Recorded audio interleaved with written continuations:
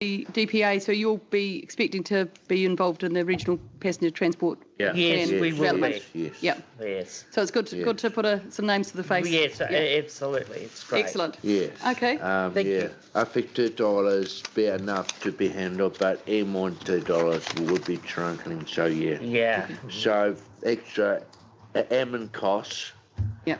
would not benefit us. The extra $3 for admin costs for data, frankly, won't help us. I think one of the really important things, people like you who are leaders in your community, we'd really encourage you to encourage people to get out and get their B cards as soon as possible to make it much today. easier. That's launched today. I think they're launching, giving them out today. Yeah. There are better. All right. Yeah. So we've encouraged people, and if you can do that through your busy Facebook pages and things like that, we'd really welcome that. Thank you. Thank you very much for your time. Thank you, Councillor. Thank you. Thank you.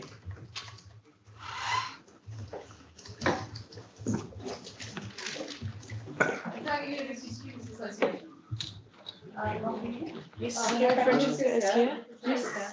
Sorry.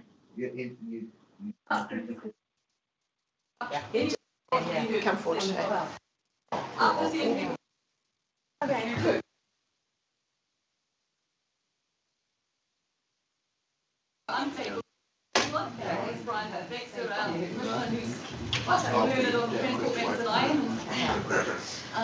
Gary Maloney's manager and Letitia's taking notes here. Yes. As well.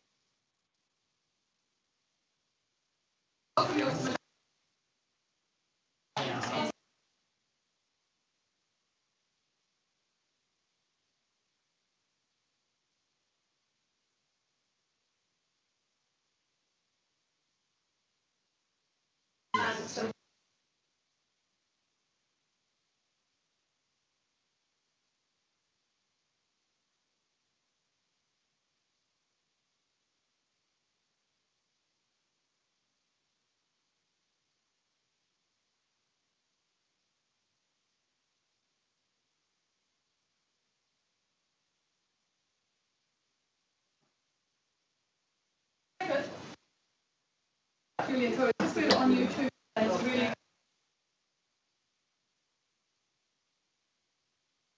This is that on? That's great. We've got it on YouTube, so people want to be able to hear you. Okay, lucky them.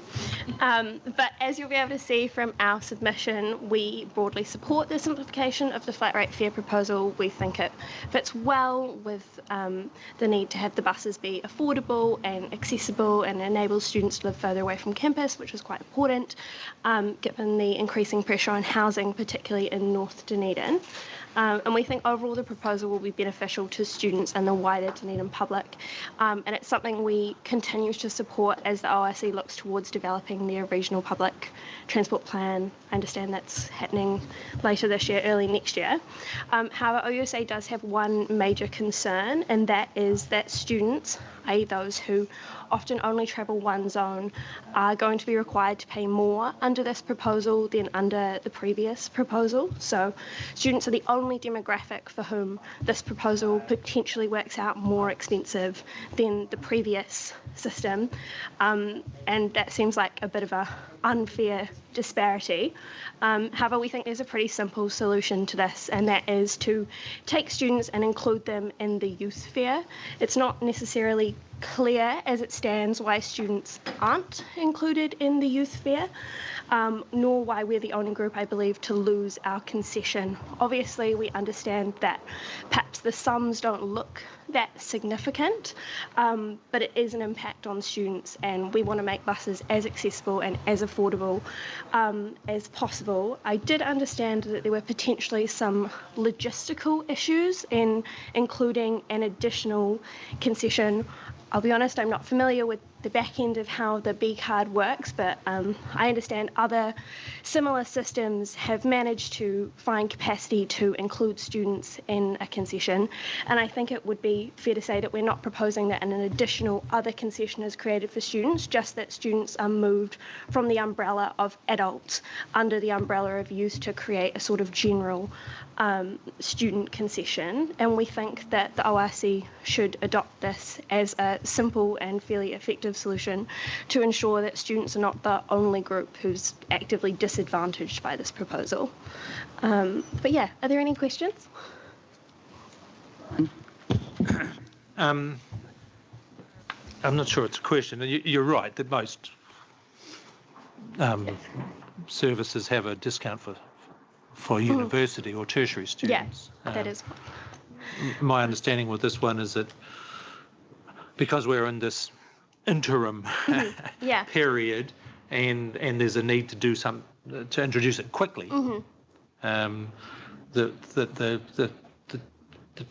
various technicalities are trying to be minimised in terms of the categories of travellers, of passengers. So I guess I would also look at, I suppose, for the last how many months we've been travelling free as well. So there's a little bit of a free. You might be paying a wee bit more for the next couple of months, and then some of these issues will no doubt be resolved before the permanent, if I can call it the permanent solution, comes in early next year. So I think it's, I think it's a practicality in terms of getting things done quickly. Would be good to hear a little bit more about what the practical consideration is, because we're not, I mean, presumably when you're looking at children, you're going to be looking at some form of ID for older children to ascertain whether, in fact, they are or aren't a child. So if it's based on age, I mean, at the moment it's 5 to 18, I think, for a youth. Then potentially that could be raised to 20, and that would cover 21 and cover most students as well. You'd perhaps say 25 to encompass postgraduate. Obviously, I mean, a few older students, let's make it to 40. I think internationally they tend to use 26 as the cutoff for students. But also just saying that if you were going to be needing some way to discern who isn't a child for the purposes of the concession, if you were to say, okay, we're going to probably be looking at student ID for high school students, then why not just include tertiary student ID as well and say, okay, that includes all students. I'm not familiar with the back end, but it didn't necessarily seem a huge leap unless there was some other system that they were going to be using for ascertaining who isn't a child. And also just additionally to say that obviously we are going to be looking at future, like this is a temporary solution, but obviously temporary solutions can set a precedent for future solutions. So it would be important to be thinking about these from the beginning, and to ensure that it's not something that down the line we say, oh, well, we're already doing it this way, so it would be easier to maintain this, rather than and having students lose out further down the track as well. I do note the comment that we have had buses free. Obviously, a lot of students perhaps weren't necessarily in Dunedin to benefit from that. We're probably the demographic who's most likely to have there were no lectures. Yes, no lectures, no need to go to university, so no buses to take. But yeah, I do accept that obviously we have had great benefit from having the buses free, and that has been a very good opportunity for people to get familiar with the buses and take them as well. So there's that. Francesca, can I just, the only one that you really miss out on, discount-wise, is Zone 1. Yeah. And we've had the other solution given to us today is that Zone 1 should be at $1.50, and the other zones, which means it's no longer a flat fare, but it reduces it in order to, it tweaks it to make it more equitable in some people's minds. Would that be a alternative solution as far as you're concerned? I guess it depends on, I guess the point is that under the current solution, we support the flat rate system. We think that the flat rate system, completely flat as it stands, is a good solution. It's really just the fact that we have this weird disconnect where this is a beneficial proposal for absolutely everyone except students who only travel one zone. And that seems like a bit of a oversight in the system, it seems, just to say that, so we would have previously paid, I believe it was $1.73 to travel one zone, whereas adults paid like $2.21 or something. 92, yeah. Yeah, and so we have this weird disconnect where we're paying more now than we would have previously, which doesn't seem to fit necessarily very well with the rest of the seeming ethos of the proposal. So we like the flat rate system. It's just that disparity that seems... But that's balanced against a substantial discount on all of the other going across zones. Yeah. Yeah. And that's, yeah. The messaging about this, and it's quite handy, I think, for the tertiary things, that this is actually just a trial, yeah. and next year it may not be the same. I presume, how much advocacy around the Otago University students and perhaps the Polytech, although they're not here today, do you encourage people to use buses instead of cars? Yeah, so we've been working on that. So we had the ORC on campus last week as part of our Sustainability Week. We had a bus and we were giving out free B cards. And that was a really effective form of engagement. We had heaps of people come. I'm sure Fred could tell you that I think we had sold out, I guess, of B cards within a couple of hours. So yeah, that is a big focus of ours. And we're looking towards different methods to encourage students to use the bus.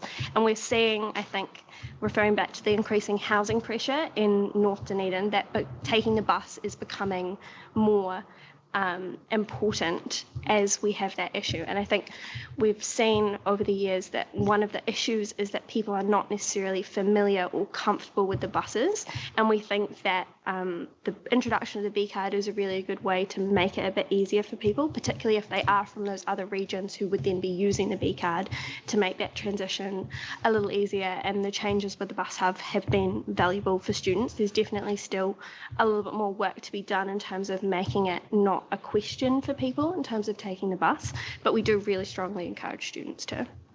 Great. Thank you. It's an interesting problem. Yeah, awesome. Thank you very much.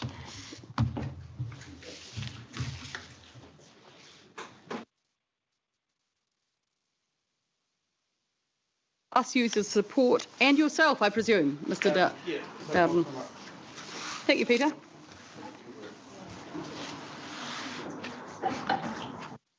Morena.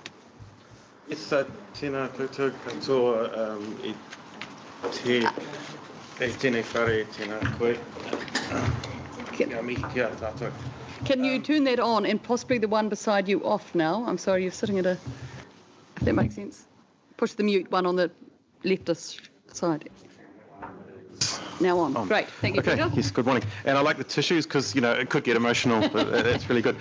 So could I just firstly declare another position? I seem to have also been temporarily working for the Otago Daily Times just now.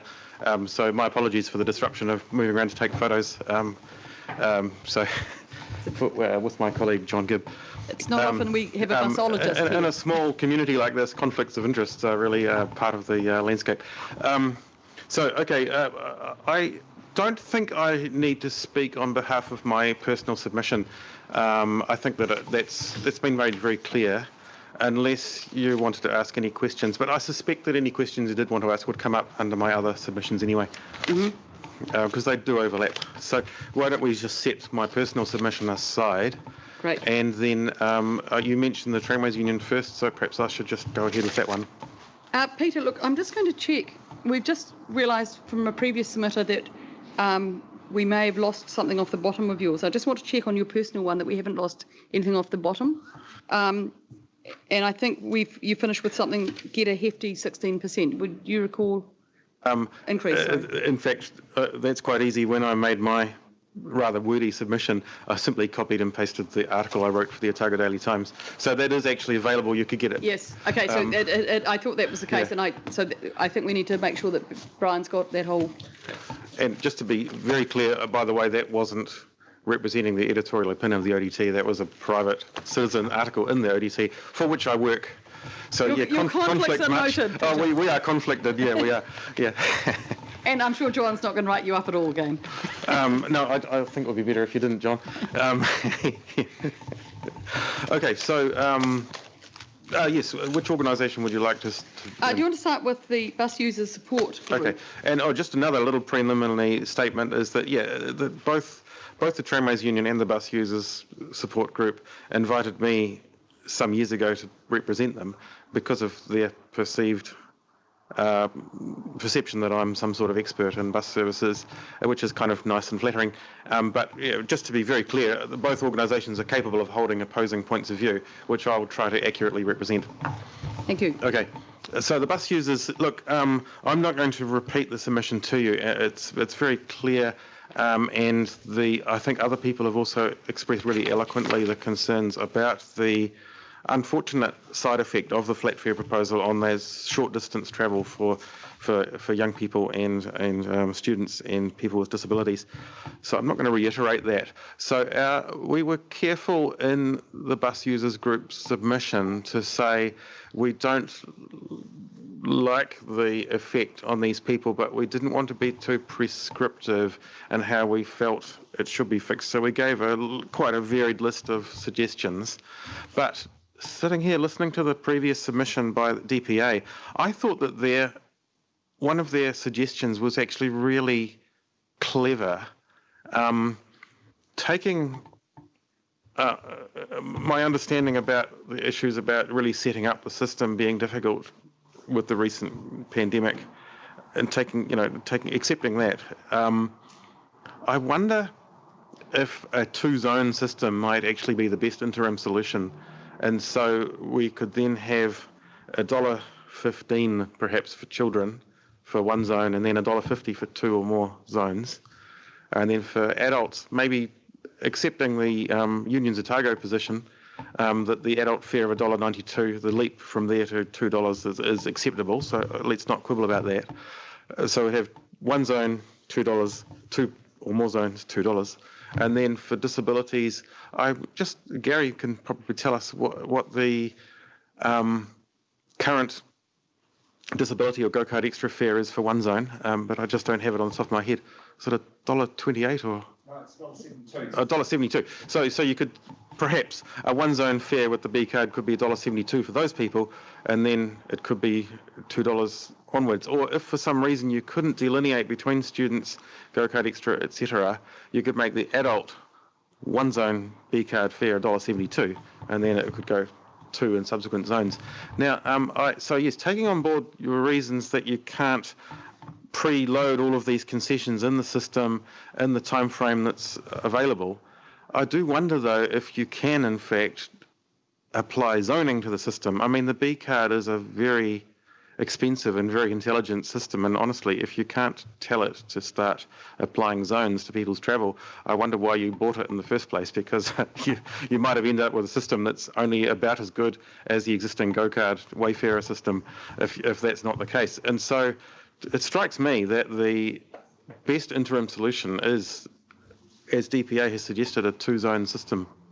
And so I would like to verbally, in this verbal submission, support that and endorse that. If your staff and your contractors can hustle to introduce two zones, which, speaking with my other conflict of interest hat on as a bus driver, I mean, I've noticed that when you're sitting in the bus, it's counting down the metres to the next bus stop. Those machines know where they are.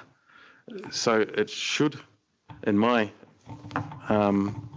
uneducated opinion, be possible to teach those machines what zone they're in, one would hope. So that could be a really good interim solution, which I think would satisfy just about everybody, from DPA to the regional council to the unions to and to the bus users and all of the private submissions you've received. I think that's the most elegant solution. And I'd like to also just discuss a couple of issues of process that I felt that really this introduction of a post-pandemic temporary interim flat fare sort of, let's call it a sale, and maybe that's how you should present it. I appreciated, Councillor Wilson, your suggestions when you were speaking to His Worship, the Mayor of the DCC, that whether this currently has been promoted as sort of interim and temporary enough. Those weren't your words, but yeah, I quite like the word sale with a big exclamation mark. Sale, until January. Sale ends January. $2 anywhere you like. That really could be quite a positive way of presenting it. And I wouldn't wish the Otago Regional Council to be sort of looked down upon for doubling the fares in January or whatever effect that might have. It is more positive to look at this as a temporary sale, just in the same way that the temporary period of free travel was beneficial to people. And I mean, you're about to put up, if you like, you're about to put up the fares by infinity %, because you're going from zero, which is the biggest increase ever. If you put them up to 1 cent, it would still be a massive increase, wouldn't it?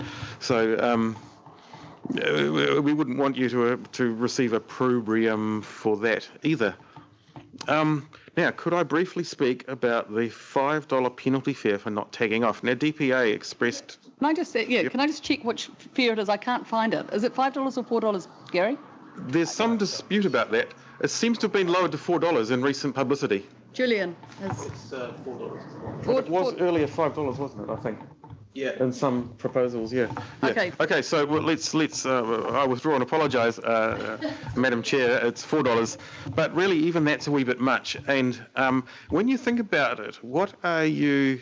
the best practice all around the world, and it is accepted by tag-on, tag-off systems, that if you forget to tag off, you then pay the maximum fare. Now, it wasn't my idea to make the fares flat, so therefore the maximum fare is the same as the minimum fare, but really you can't have it both ways. If you're going to charge people the maximum fare if they don't tag off, and the maximum fare is the same as the minimum fare, then, just charge the minimum fare. That's the way I see it. However, as a bus users advocate, I fully accept the notion that the tag-on, tag-off system provides really valuable data that can be applied for planning purposes to improve the network, and so I wouldn't really wish to see every bugger not tagging off. I think that would be a real shame.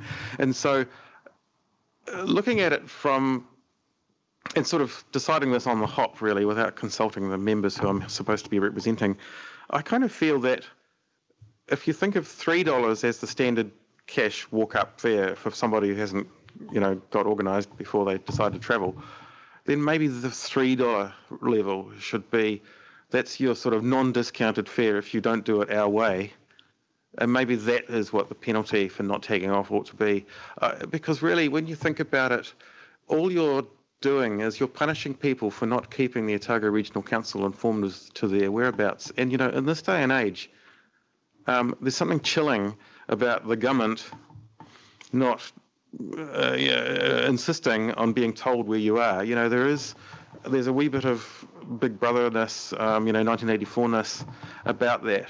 And no matter how you frame it, there will be a lot of people out in the community who see it that way. They see it basically as that they're being put upon.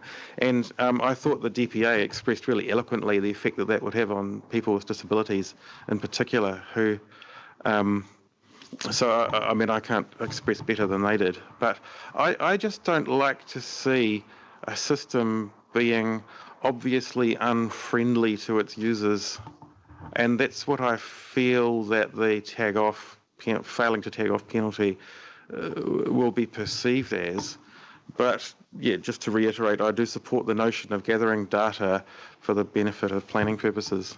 So, maybe we could just moderate that a wee bit and making it identical to the cash fare.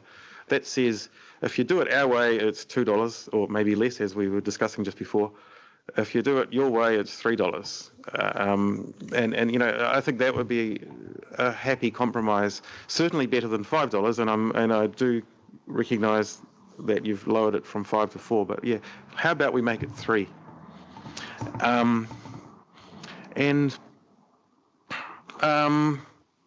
Another little aspect of process that I'm concerned about, the current child fare before the pandemic was actually specified to be under 18 or high school student up to the age of 20, which of course is a self-fulfilling prophecy. You aren't allowed at high school once you've turned 20. And so my son, who has a disability, for example, would be penalised if it had been cut off at 18 because he did continue at high school until he was nearly 20. And so I think it would be unfortunate. And I think that without consulting the public, it would be a pity to for that small group of people to have actually missed out. I mean, that hasn't been flagged at all. That's a procedural administrative change that hasn't been consulted on, and so I'm not particularly happy about that. But let's set that aside because we are talking about a very small group of people, and I think that you can deal with that just with your own administrative goodwill. And then the other issue, which I think is worth briefly talking about, is this introduction of an interim post-pandemic fare step a good time to be setting how from now on and in the future we treat discounting for children, discounting for students, discounting for people with disabilities. And I'm very concerned that come January, this notion of the half fare, what we've always called a half fare, actually being a 3/4 fare, might have been kind of set in some sort of concrete by January, and that might be as good as it ever gets. And that the good old half fare, it's been creeping upwards for years. It's got to a sort of 66% fare about 10 years ago, which, I don't remember anyone asking me about that, but it just, there's always an element of cross-subsidy in these things. So, okay, discounts can be funded perhaps by taxation, by gathering rates and by petrol tax and so on. But also there's an element of cross-subsidy where if you charge the adults a wee bit more, you charge children a bit less, charge adults, ordinary working, highly incomed adults a bit more, and your low income, disability, etc. a bit less. And so I feel that I wouldn't want to see this interim process that we're going through today to have any permanent effect.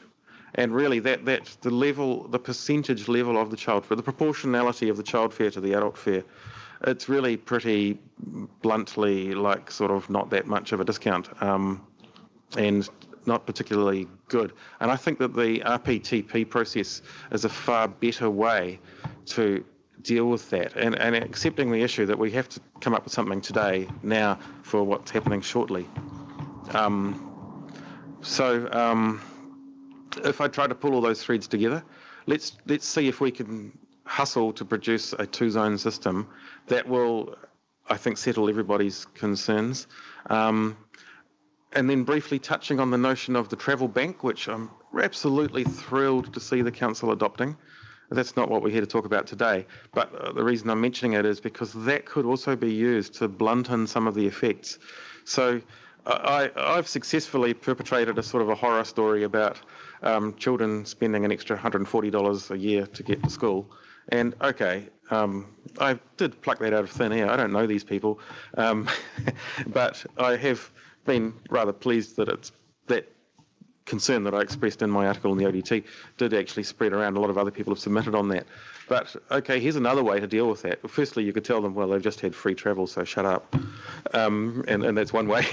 But you could also say, well, we could use the travel bank to seek out areas of genuine disbenefit.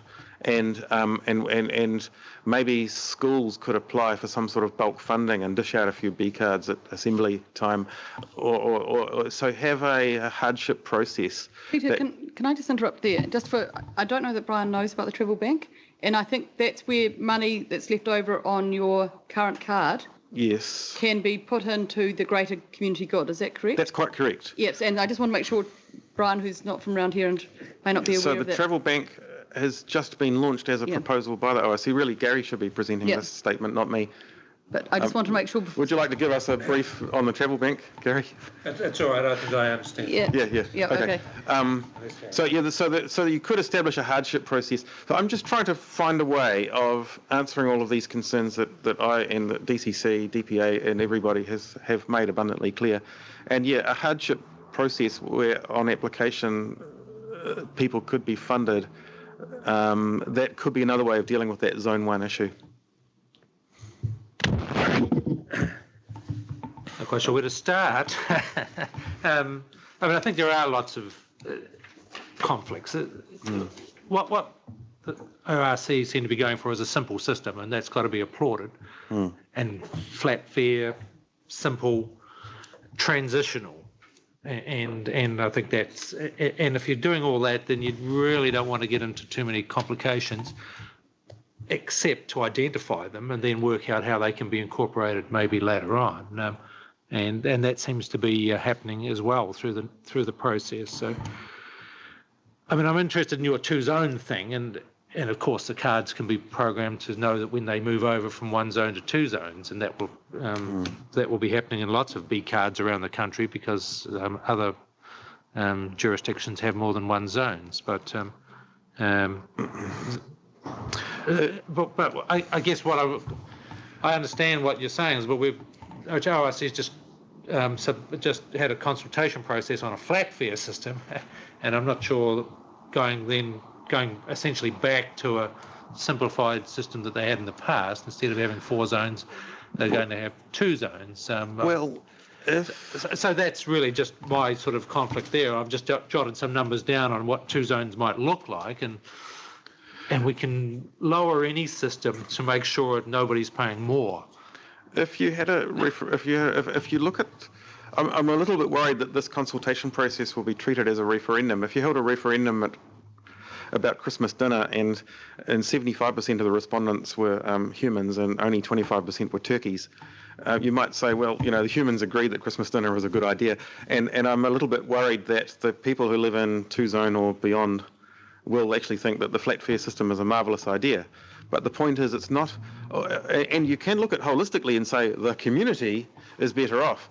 But the trouble is, it's not as if the people who live in Mosgiel are going to send a cheque once a week to somebody who lives in High Street and say, well, so in other words, the community could be better off as a whole, but in fact, the people who are worse off don't, there isn't really a process where the trickle down can trickle down to them. I think the people who are worse off have made it absolutely clear that they're worse off. Yeah. And we've got that message loud and clear. Maybe the Travel Bank is that process, by the way, because the Travel Bank, I hope, will, just like the Food Bank, it might actually continue to have means by which people can donate to it out and beyond the changeover from the Go card to the B card. And that's something maybe through the annual plan process the ORC will vote a budget to it. Maybe other charitable organisations will. Maybe there'll be a day once a year where all the bus fares go into the Travel Bank. I don't know. There could be all sorts of ways of doing that. So I'd love to see that being an ongoing process. But I'm getting out the scope of the discussion again. Sorry. Well, again, I'm sort of looking at keeping it simple at the moment, and with regard to introducing it quickly, because the more complications you want to bring into the system, the longer it will take. And again, if you want to go to 2 zones, then we've got to draw a boundary somewhere and work out what stops are in zone 1 and which ones are in zone 2, and the system needs to know that, and it can cope with that, but somebody's got to somewhere along the line work out, put the GPS components of each bus stop into one of the zones, and so that the cars... We probably shouldn't talk any more about the various processes that could be applied to make nobody worse off, because that's been made clear that that's what's wanted. So Peter, just your point about family travel discount, children allowed to travel free with their parents, that would be really difficult, A, with a B card system, and B, would invalidate the very data that you're trying to look at. Would you concede that or not? That's something that I suspect would be better to set aside for later on. Right. Because I think I think there is a potential, which we probably can't implement at the moment. There's a potential for B cards to be linked together as a sort of a household B card. And I really put that forward. That was a suggestion by one of our members on the day. But I look at that as a sort of a future travel promotion concept, where you could have free kids at the weekend, free kids during school holidays, things like that. But a really good idea, and we actually talked about this at the time, is to make it a requirement to gain that discount to actually have a B card, because, even the bus users group, we agree that B cards are a good idea, and we support the ORC's notion that everybody should have one. But so a clever idea is to say, if you've got a B card, it'll be free. But if you haven't, go out and get one, and then it'll be free. And that was actually in the original concept for the B card introduction, which has been somewhat eclipsed. Originally, they were going to be dished out some weeks before they kicked in. The idea would be all you'd have to do is wave it at a driver who had the old ticket machine still, so couldn't electronically process your B card, but that would give you free travel, and that was a way of encouraging everybody to get them as quickly as possible. But that got, as I said, eclipsed by the current pandemic and stuff. Okay. I do want to ask you one question. Maybe it's I know that in Auckland and I think in Wellington, they used Christmas parties as a way of encouraging people to get on buses for the first time. And because this trial is over that period and you're the bus users group, I just want to know if you've got any suggestions about those sort of ideas come Christmas party time, so people aren't drink driving, but also that they look at alternative ways and how to promote that. That's a really wonderful idea. I'd love to see that. And again, getting to the users that wouldn't normally use it. Yeah, yeah. In a way, so we had David and Chris here. These are the people who are absolutely dependent on the bus service because they can't jump in a car. And the way I've always presented is that people like you and me, when we use the bus service, we're making it more economically viable for the people who are really dependent on it. So it's just yet another reason to use the bus service, really. That that hopefully the bus service is good in itself for everybody, so everyone benefits from using it. But yeah, one way to look at it is that it actually builds. We need to get people out of their cars using the bus service because it helps the people who are already out of their cars because they can't drive one. It's another service. Yeah. Yeah. Okay. But yeah, that sort of notion of don't drink and drive, get the bus. Actually, there are issues there with drunken people on the bus because, in fact, there are laws about travelling on a bus when you're drunk. But let's not go too far down that road. You can be drunk and perfectly pleasant and nice, but still not be able to drive a car. And so it's just the levels of drunkenness that's an issue. Anyone who's just over the limit for driving cars is perfectly welcome on a bus, and they're going to behave quite reasonably. Thank you. Dunedin Tramways Union, you want to change to that? Or Okay. Gary, did you have any questions? Sorry, you're over to my left and I'm not seeing you. No, Madam Chair. That's just an observation. So the system is smart enough to understand zones, and we've currently, in terms of what drives it, there's a thing called a fares and tariffs document, and we currently have sitting there our previous pre-COVID fares and tariffs. So it's not. The 31% of users of the service that go just one zone, I think I've got that figure correct from the 27th May report, we don't actually know which zone that is, though, do we? We presume it's not 5 and 4. So that number is people that are just travelling, that are travelling just one zone. It doesn't mean they're just travelling in the zone one that you see in the map. It's just they're travelling within one zone somewhere across the network. Yeah. So, and we can't make any presumptions on that. Yeah, okay. I'm a little bit alarmed. I had no idea it was as high as 31%, and that's, it actually, to me, that amplifies the injustice that several people have already abundantly pointed out to you. I'm actually a little bit frightened to hear that number and a bit worried. Yeah. Let's leave it at that. Yeah. Okay, so now representing the bus drivers, so I really have to get myself into a different space here. On I think it was the 22nd of last month, the council unanimously approved the annual plan, and in that the annual plan set aside a budget for providing the living wage to bus drivers, actually backdated to the 1st of July. Now, we have not seen any. I've had bus drivers coming up to me saying, Mr. President, I've checked my pay packet and there hasn't been any increase, so what's going on? And I've had to explain I think, quite reasoned explanation of the Regional Council, which has been sent to us in writing, and we appreciate that, Gary. Thank you. That there is still a number of processes to go through. It has to be. It's intended to be fully implemented in time for a new contract that starts next year. But it's hoped that all bus companies on existing contracts will also have been integrated into the living wage by then. And that's fair enough. And then there's provision to backdate it to the 1st of July this year, which has already passed, and that this backdation, whatever the word is, the backdatorisation has to be approved by the NZTA as part of a business case. Now, the union fully accepts all of those positions, but here's the issue. June the 22nd, and now it's July the 28th.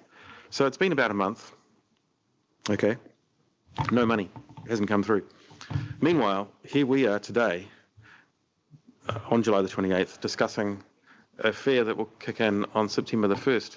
Now, it would be a bit of a shame if the Otago Regional Council put more time, effort and resources into making sure a fare reintroduction occurred on time than making sure already agreed by the general public and their representatives, the council, unanimously, I note, And so the union's position is to ask the rhetorical question, is it fair to reintroduce bus fares when an already agreed wage increase hasn't been introduced? And we don't expect the council to put any less time, effort and resources into putting this wage increase through than they appear to be doing with the fares.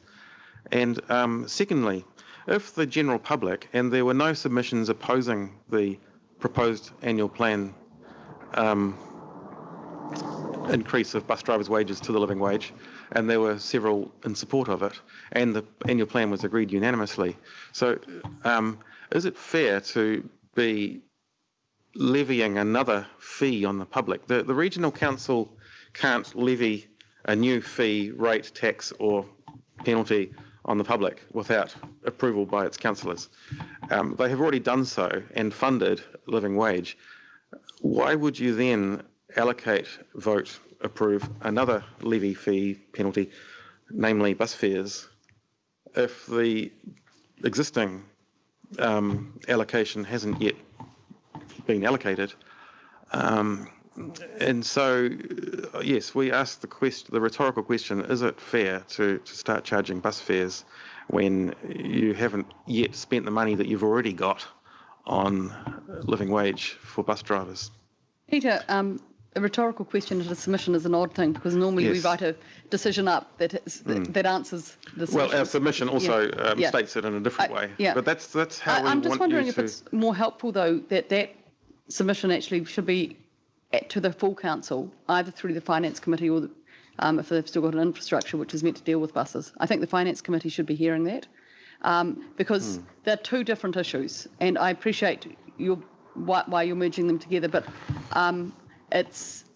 the processes are actually different. One is a contractual situation where NZTA are part of the funders, and this is an annual plan process about specific fares. Well, they both are both in relation- both annual plan processes. I appreciate that, but But there are still further issues which I haven't quite got to sorry, yet, yeah, and so the next one is, in order to implement the fare system, bus drivers need to be taken out of their. Bus drivers need to be trained to use the new B-card machines. Now, many of our bus drivers are already working 50 hours a week, some even more than that. I think we have one or two working 60 hours a week.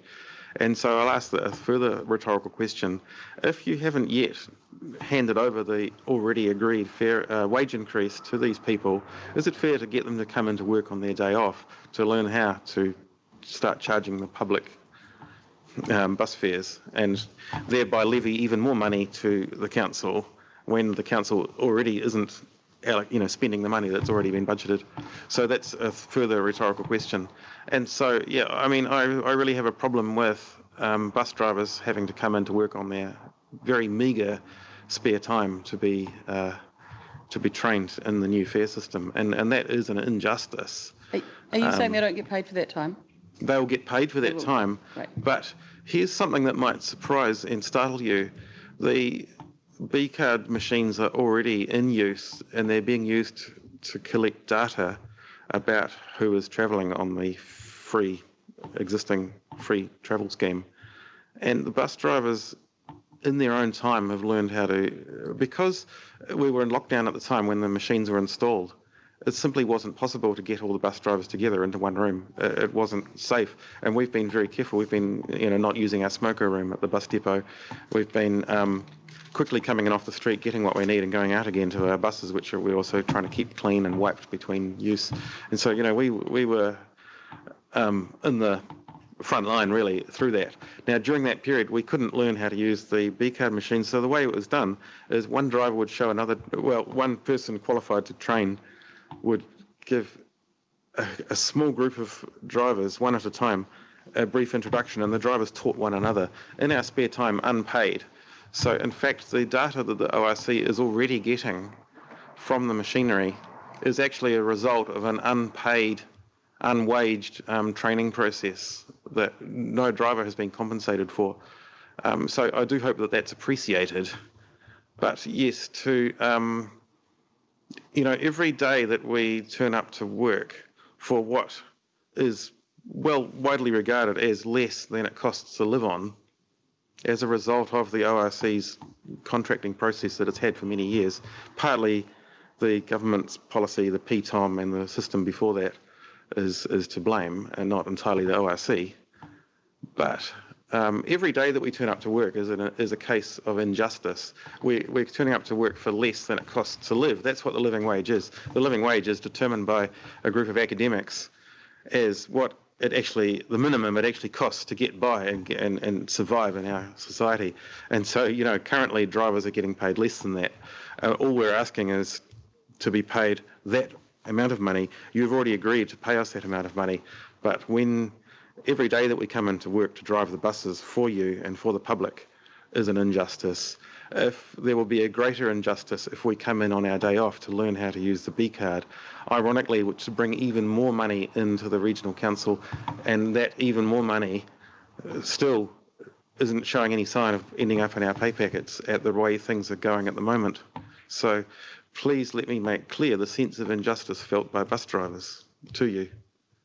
Can I personally, as a councillor here, and I appreciate Brian doesn't need to be tagged in this, apologise for that, because I wasn't aware of it as a councillor until I read the submission and was somewhat hoping that you were here to tell us it had been resolved and that it isn't going to be, and I will do what we can at our end.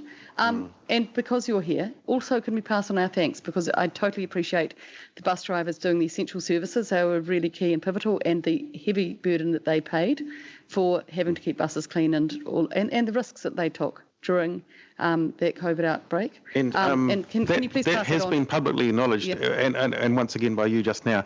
That is warmly appreciated. I do note that acknowledgement does travel faster than the money. Yeah. Well, I know, and I hadn't realised that had. So I will do what I can from here. I appreciate that it's not necessarily a staff issue.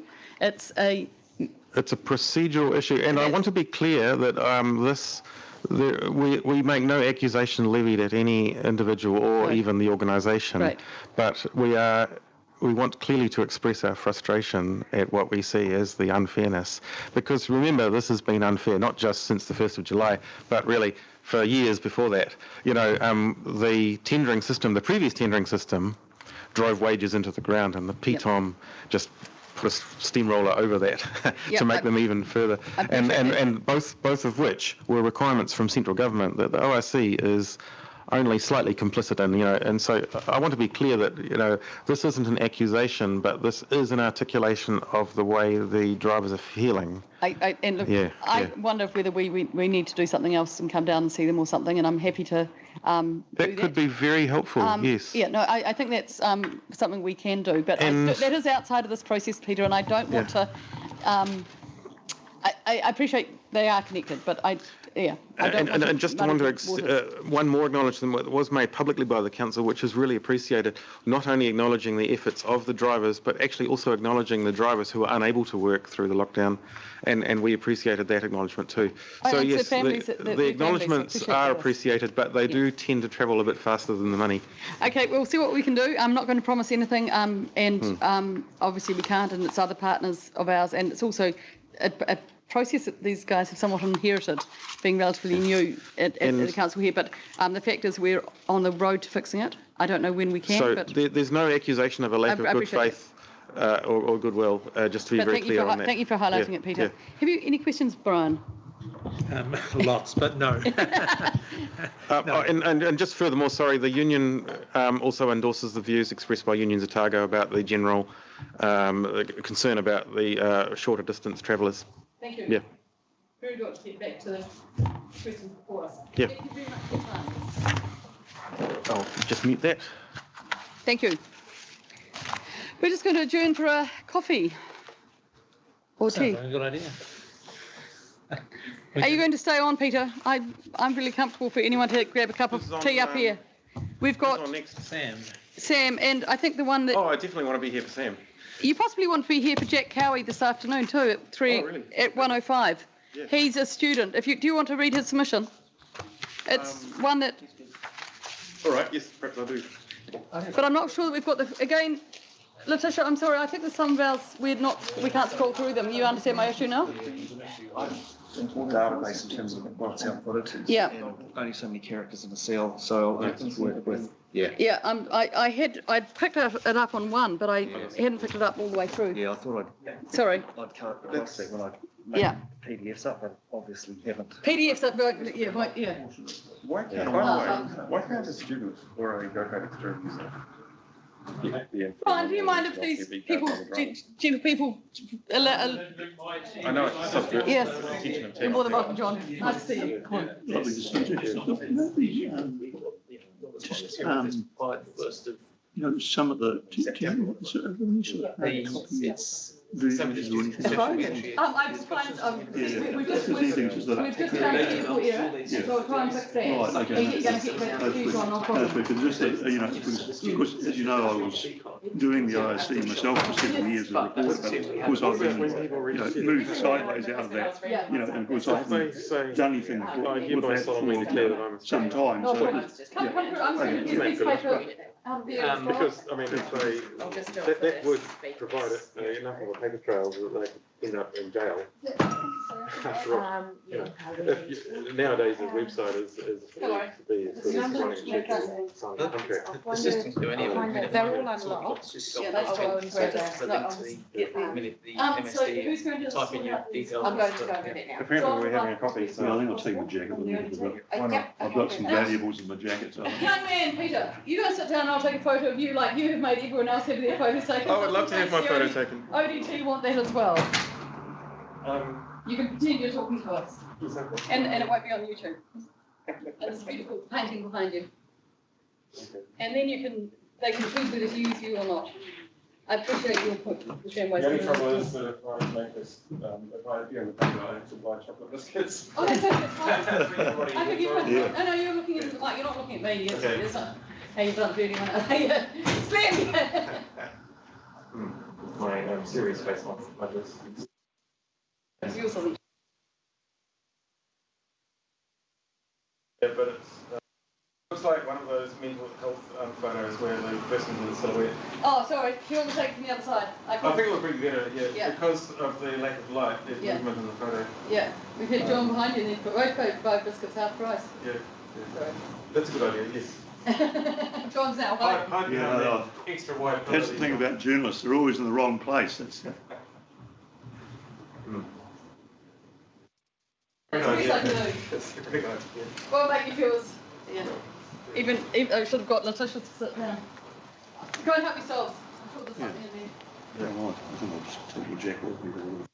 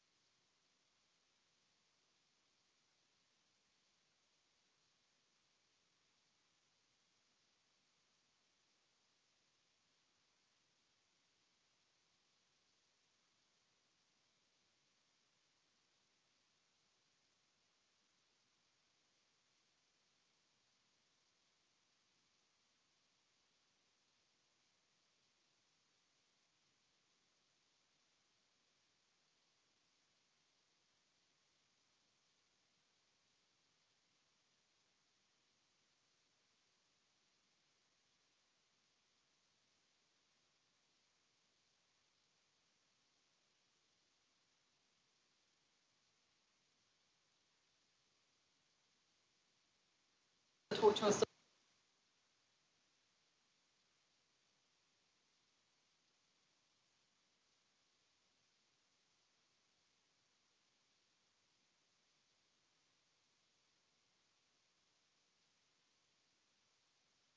I'll just. Yeah, that's it. I was wondering if that's more.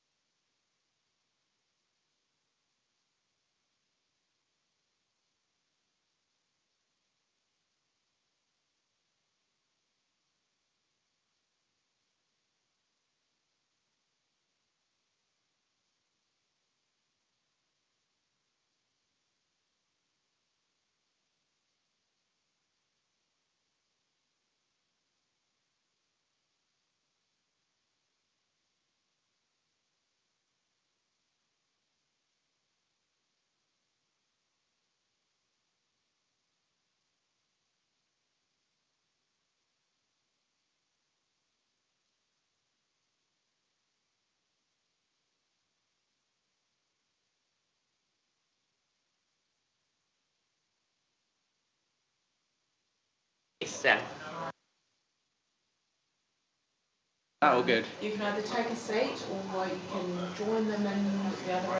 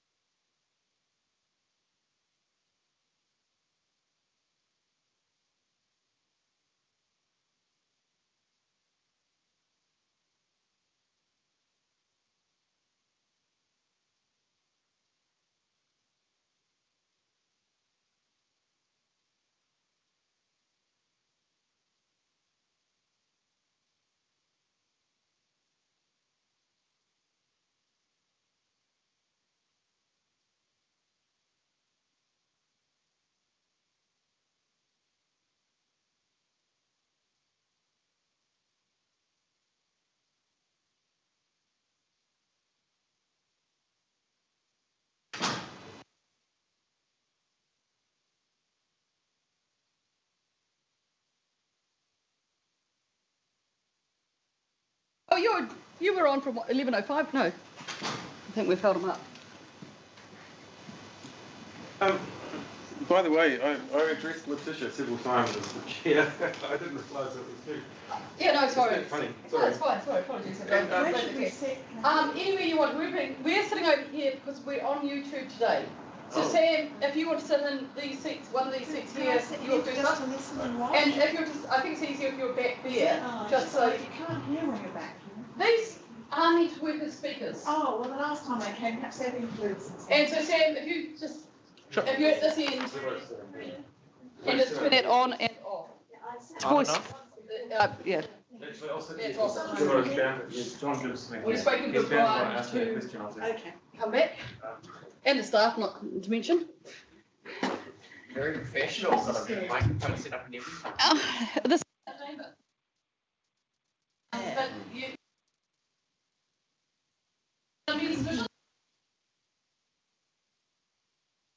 They love them. Especially, yeah, we're going into a huge full review of the regional cases.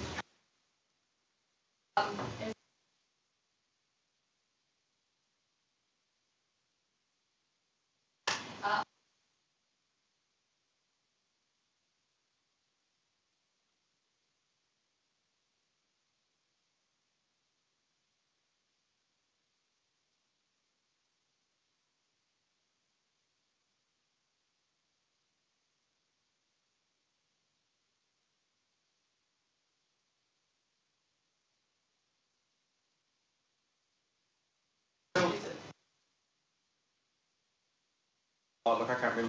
Was it one that you did? Oh, I see. The regional land transport That's plan. the regional land transport plan. Yeah. So, I think that's a splendid idea. I think that the RPTP could yeah, potentially be done multi-council as well. yeah, and it's how, so people in Valcruta, how the, so people in the neighbourhood in Valcruta, people in Oh, I Oamaru, see.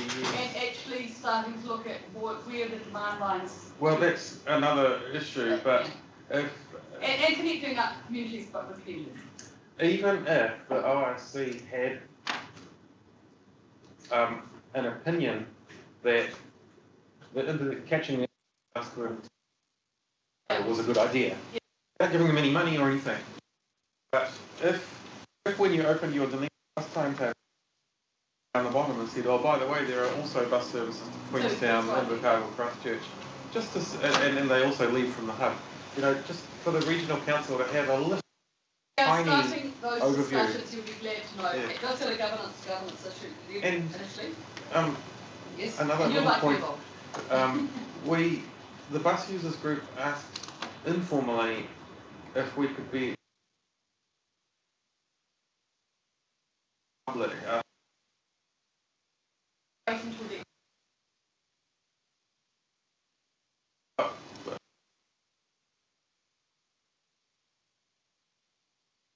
I think he's already written it down actually. Yet, so we're just going to, I don't think we're live, although that says live up there. Yeah, no, we are live, so.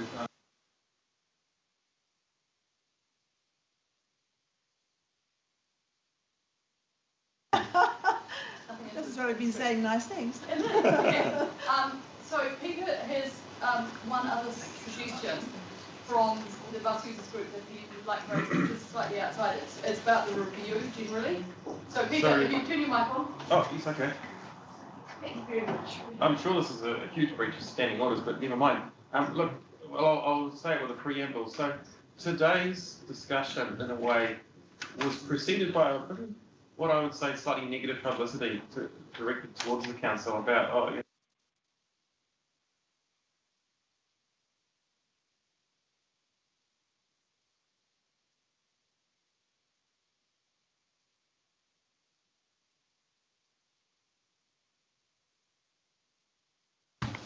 That's the one there, yes, here we go.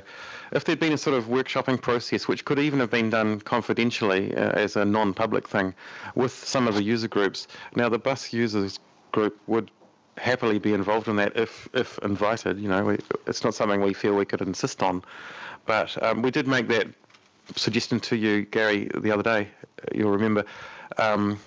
about the RPTP, but I sort of feel that there was a missed opportunity to, if we had workshopped this flat fare proposal, which maybe we couldn't have done because of COVID and all that, but if we had, we might have actually nutted out some of these issues of alleged unfairness before it actually became a public proposal, and that might have been quite beneficial. And so, yeah, let's do that for the RPTP. There could be some real benefits there to release an RPTP that's sort of a little bit of a collective effort. Thank you.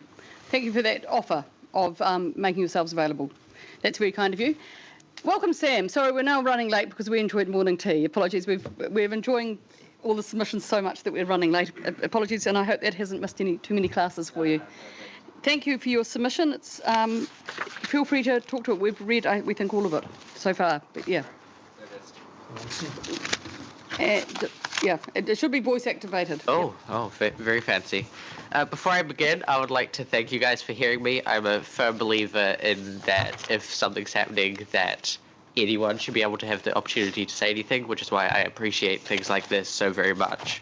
As you may be able to tell by my uniform, I'm a member of King's High School, meaning I represent the demographic which is mostly in the $1.50 under 18s bus fare. And costing $1.50, it benefits extremely a lot of the people in my age group, so I'm going to talk about that, but also about the wider range of things. I'm going to lay out 4 reasons why I feel the B cards will be very useful for us as Otago. Firstly, it simplifies the confusion of costs of fares. Under the previous system, just to take an example, under 18s, if you wanted to ride a bus, it was anywhere from $1.15 to $6.85. Depending on where you're going, with $6.85 obviously being all the way to Palmerston, so that's an outlier.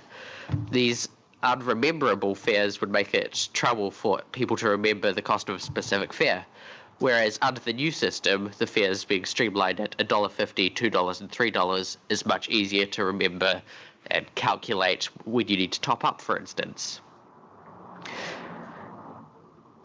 Secondly, having online top-ups and balance checking. This will restrict the time it takes for buses to load passengers at stops. This is also helped by the fact that the automated system will allow passengers to go through the rear doors, meaning passengers will inevitably, I hope, get to their destination sooner. Thirdly, at King's, I'm not sure about other schools, but you pay roughly about $4 per bus ride to go from school to wherever it is out on the peninsula, to Brockville or Mosgiel. It's roughly about $4. This cost means that the new public bus fare would be cheaper even if you had to catch a connection into town and then out to Mosgiel. It would still end up being roughly $1 cheaper. Finally, and this may be crucial for some people, having the B card, which has been implemented in other areas around New Zealand as well as here. This means for someone who, for instance, travels a lot to Nelson or somewhere in the North Island for work or visiting family, they'll benefit from the ability to use the same card for travel both here and in their destination. I believe for these reasons there are many benefits to changing the system for Dunedin to the B card. This will make busing more economically viable for most members of the community and a faster choice for citizens of Dunedin, which will encourage loose usage. And it doesn't hurt that they're also yellow, which is my favourite colour. I think is that all said? Yeah, that's all. Okay. Are you happy to take some questions? Of course. So apologies, I've avoided, or I forgot to introduce Brian Baxter, who's our commissioner on this hearing, along with myself, and the staff are Gary, who's the transport manager, and Letitia, who's taking the minutes today and is an expert on transport as well. Thanks, Sam. Yeah, I've got a HOP card and I've got a Snapper card and I've got, what's the Invercargill one called, Gary? It's B now.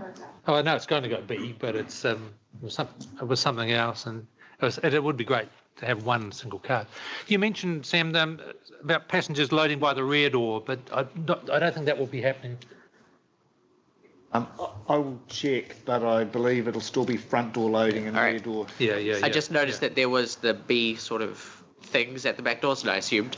No, there will be at the back door, but they generally still require loading by the front door. Okay. But either way, it's Sorry still... about that. It's, no. I was just...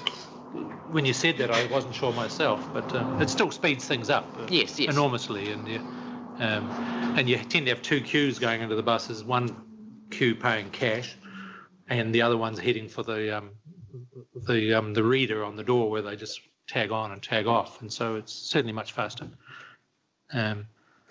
Yellow cards, I don't think I've got a yellow one in my collection yet, but It's coming. it's coming because I have ordered a B card.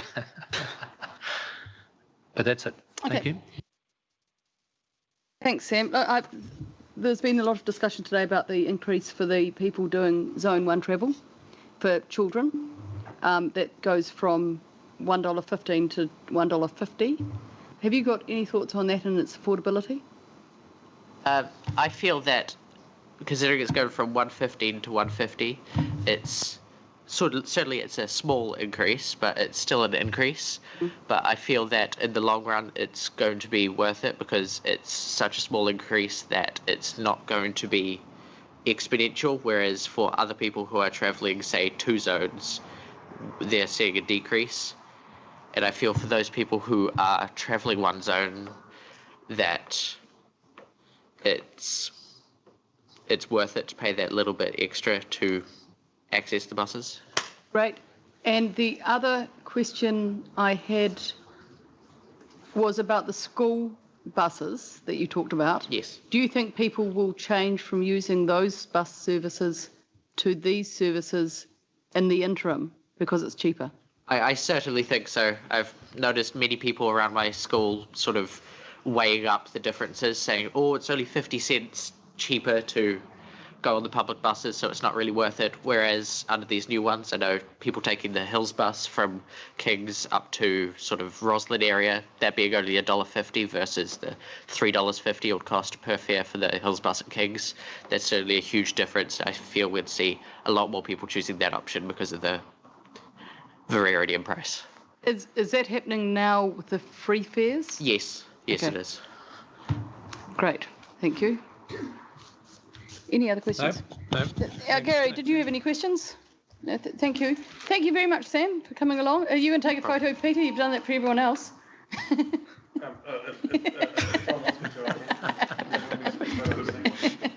Sorry, we've got the ODT here, I hope, and I just don't want Peter to have missed the opportunity. You can look at me and I think it's the idea is All right. yeah, I'll be as if putting it's in a something. pay claim for this, John. But thank you very much for coming along. That's fantastic and great to have youth represented. Next up, Thelma. Great. And you're coming up earlier, Liz. Is that great? Nice to have you here, Liz. Angelo. Thank you for your submission. I think you've heard where Brian and Gary and Letitia. Talk, please. No. Try that now. It's voice activated. It has A red light. That's it there. Okay. Well, I'm just focusing on Central City and in particular City Rise. I'm the co-founder of City Rise Up. It's where the most diverse, highly populated population of Dunedin live. And although many still walk up and down the hill, it's actually quite steep. And it's actually the Arthur Street area, which is... it's called, I think, the school cluster because it has something like 5 schools, so thousands of students. Plus they have junior schools and nurseries in that area. So it's a very high population for residents and very high population for traffic going to the educational institutions. You'll see that I actually said, no, I don't support $2. It was as it was phrased, do you support it?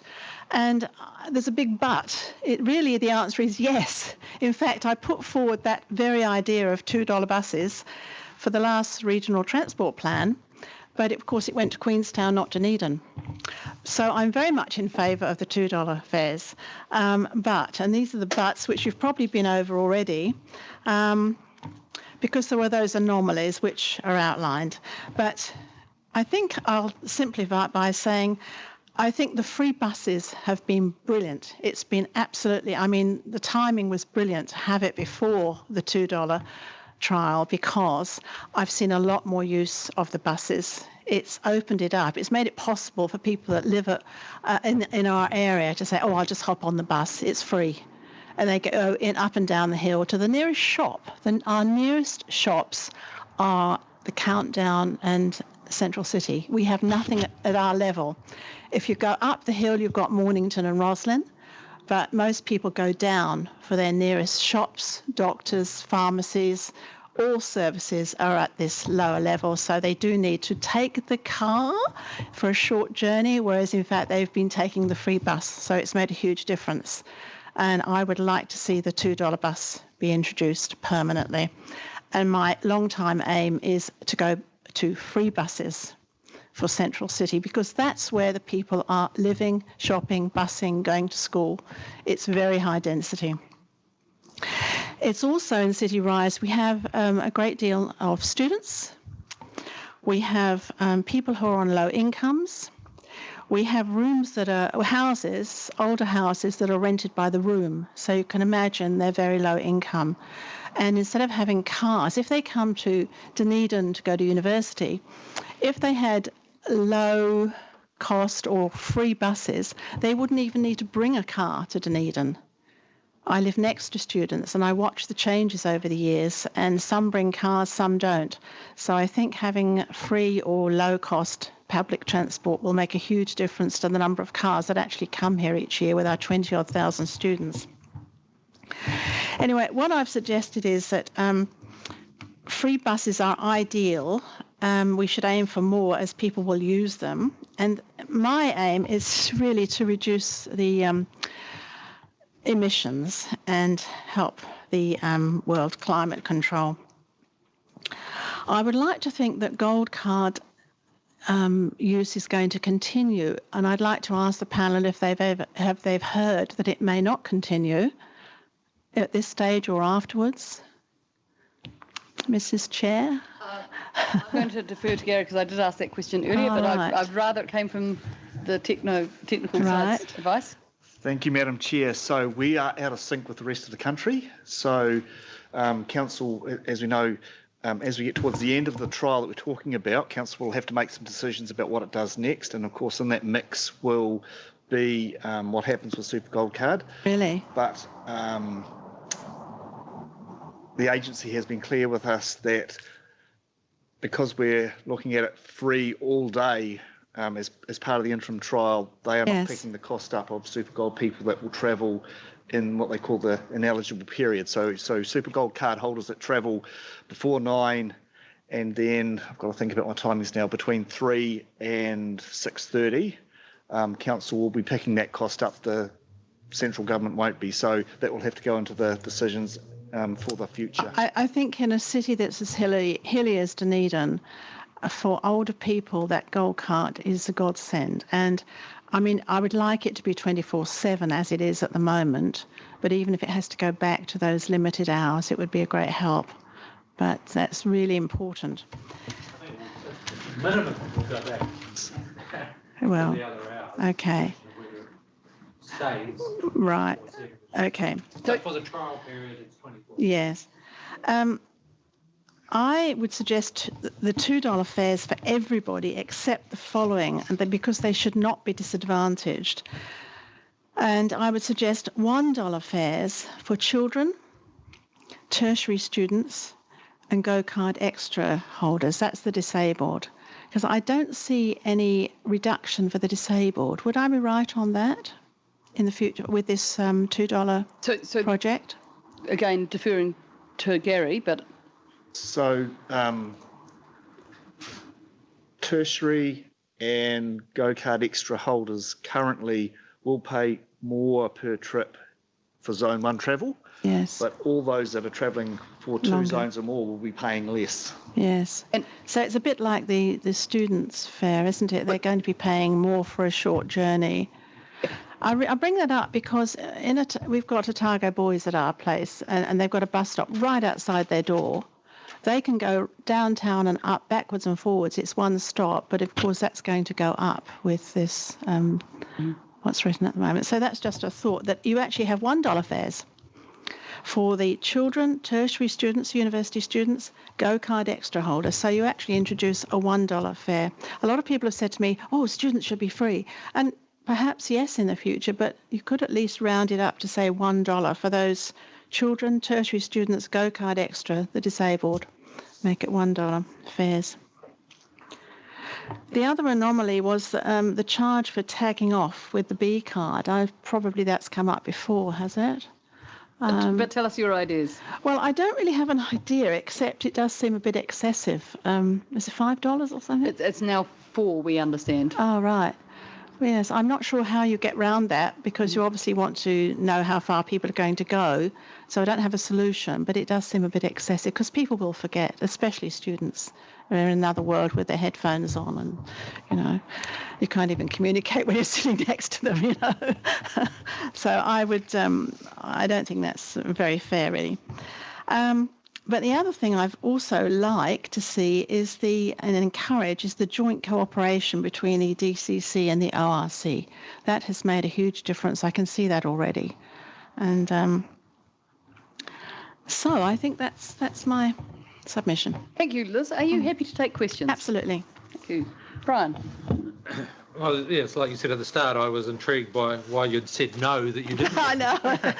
You didn't support There was no the option, was there? simplifying, and then I read it and I thought, well, all right. Where is the no in there? But but you've No, they call me the $2 lady, so. yes.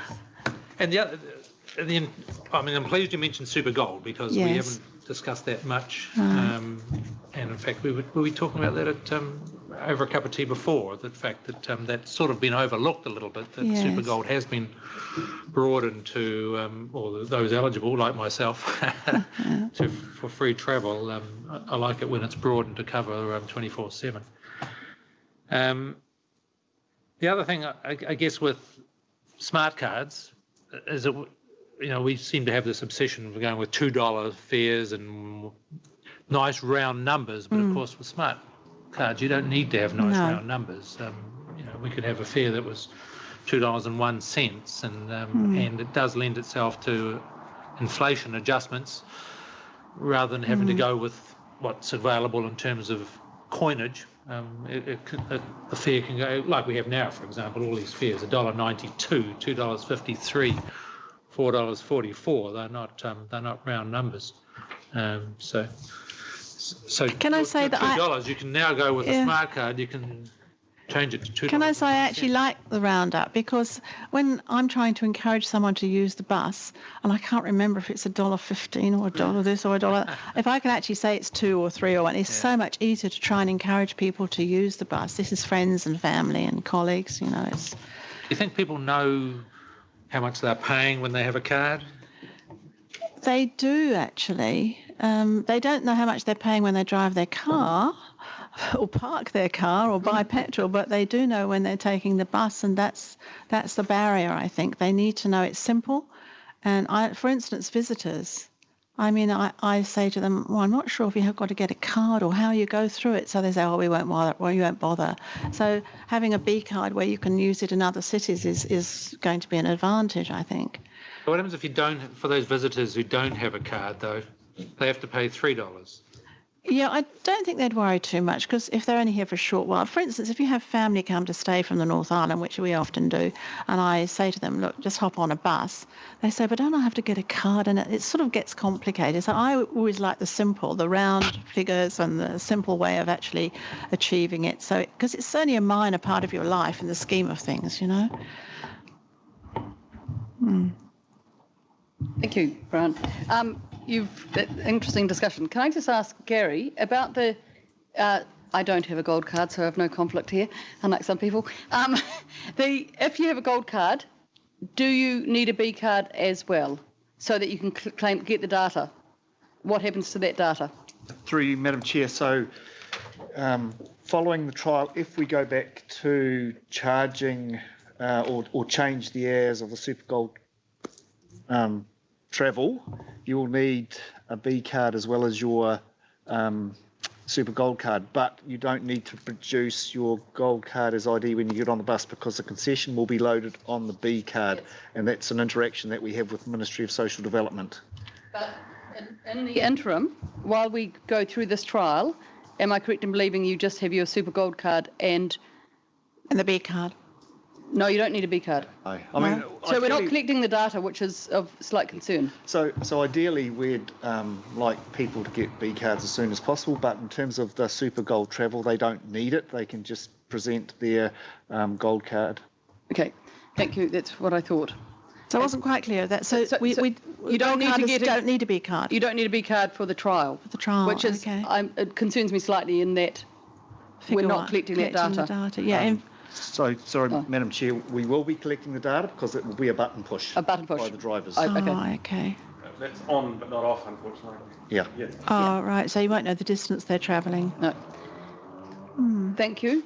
Another question that just talking about visitors, if you have family, as you said, can people buy a family visitor card, or is it a personalised card? So that. So you can get a card.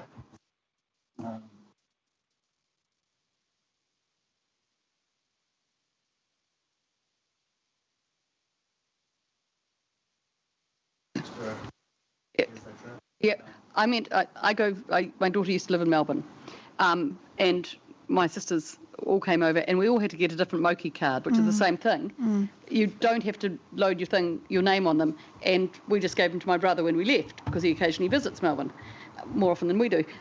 So the question is, if you've just got one visitor coming, can you just get a B card and a blank name and just move it around? Yeah, you can. Just get a card, I'll register it.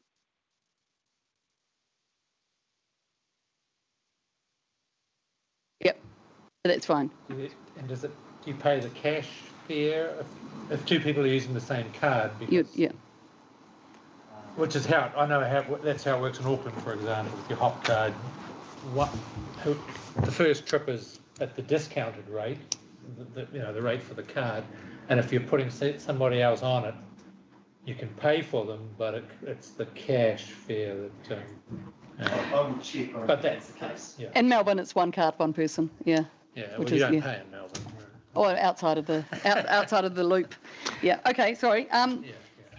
And I had a third question I was going to ask you, and now that's. Well, while you're thinking of your third question, I would say the bottom line for me is I really want more people to be using the buses, whether they're the local residents or whether they're visitors. And we get so many visitors coming for the rugby, coming for university celebrations and graduations.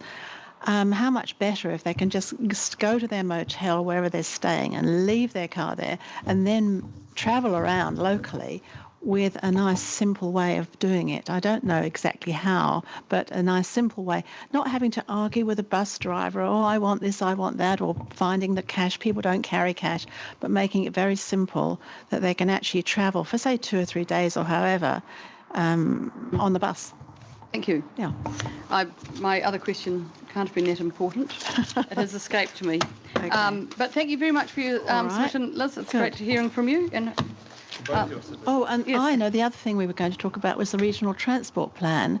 Could we be notified when?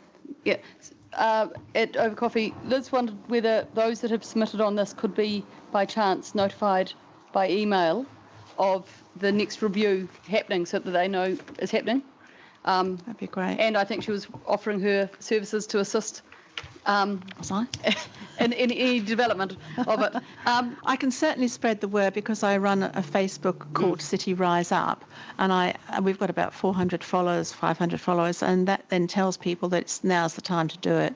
We're certainly encouraging people to get their B cards and registering and everything would be great. Yeah. I think the question I had was about the messaging, and I can't remember what Messaging of getting of this as a trial and a discount, but there was something you said that made me think about it, and I can't remember now what it was. Oh, and the other thing is, if you're promoting the buses, I've been watching everybody. There's a huge increase around our area, but I do notice that it's the Wi-Fi that gets the young people. They just love it. They just get on and off they go, and the drivers, but the young students, they. I hope the drivers are concentrating on other things. No, when they pause. Thank you very much, Liz. Always fabulous having you offering you some ideas. Thank you.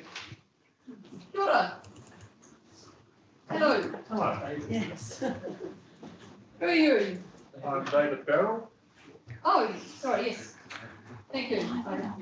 Thank you for your submission. Can I just check that we've had a wee glitch in the system. You know, there's more, I'm just checking whether we've got more drawers. No, we've got the whole one, thank you. Okay, good. Read your submission. Thank you very much for taking time to be with us today. I'm Kate Wilson, councillor, and we've got Ryan Baxter here, who's a guru on transport and matters. Gary's our manager along there, and Bishop and Johannes, other staff doing comms, and Julian doing transport as well. So, Lovely, thank you very much. And the media will be here, so you may be at the meeting going. Okay, great.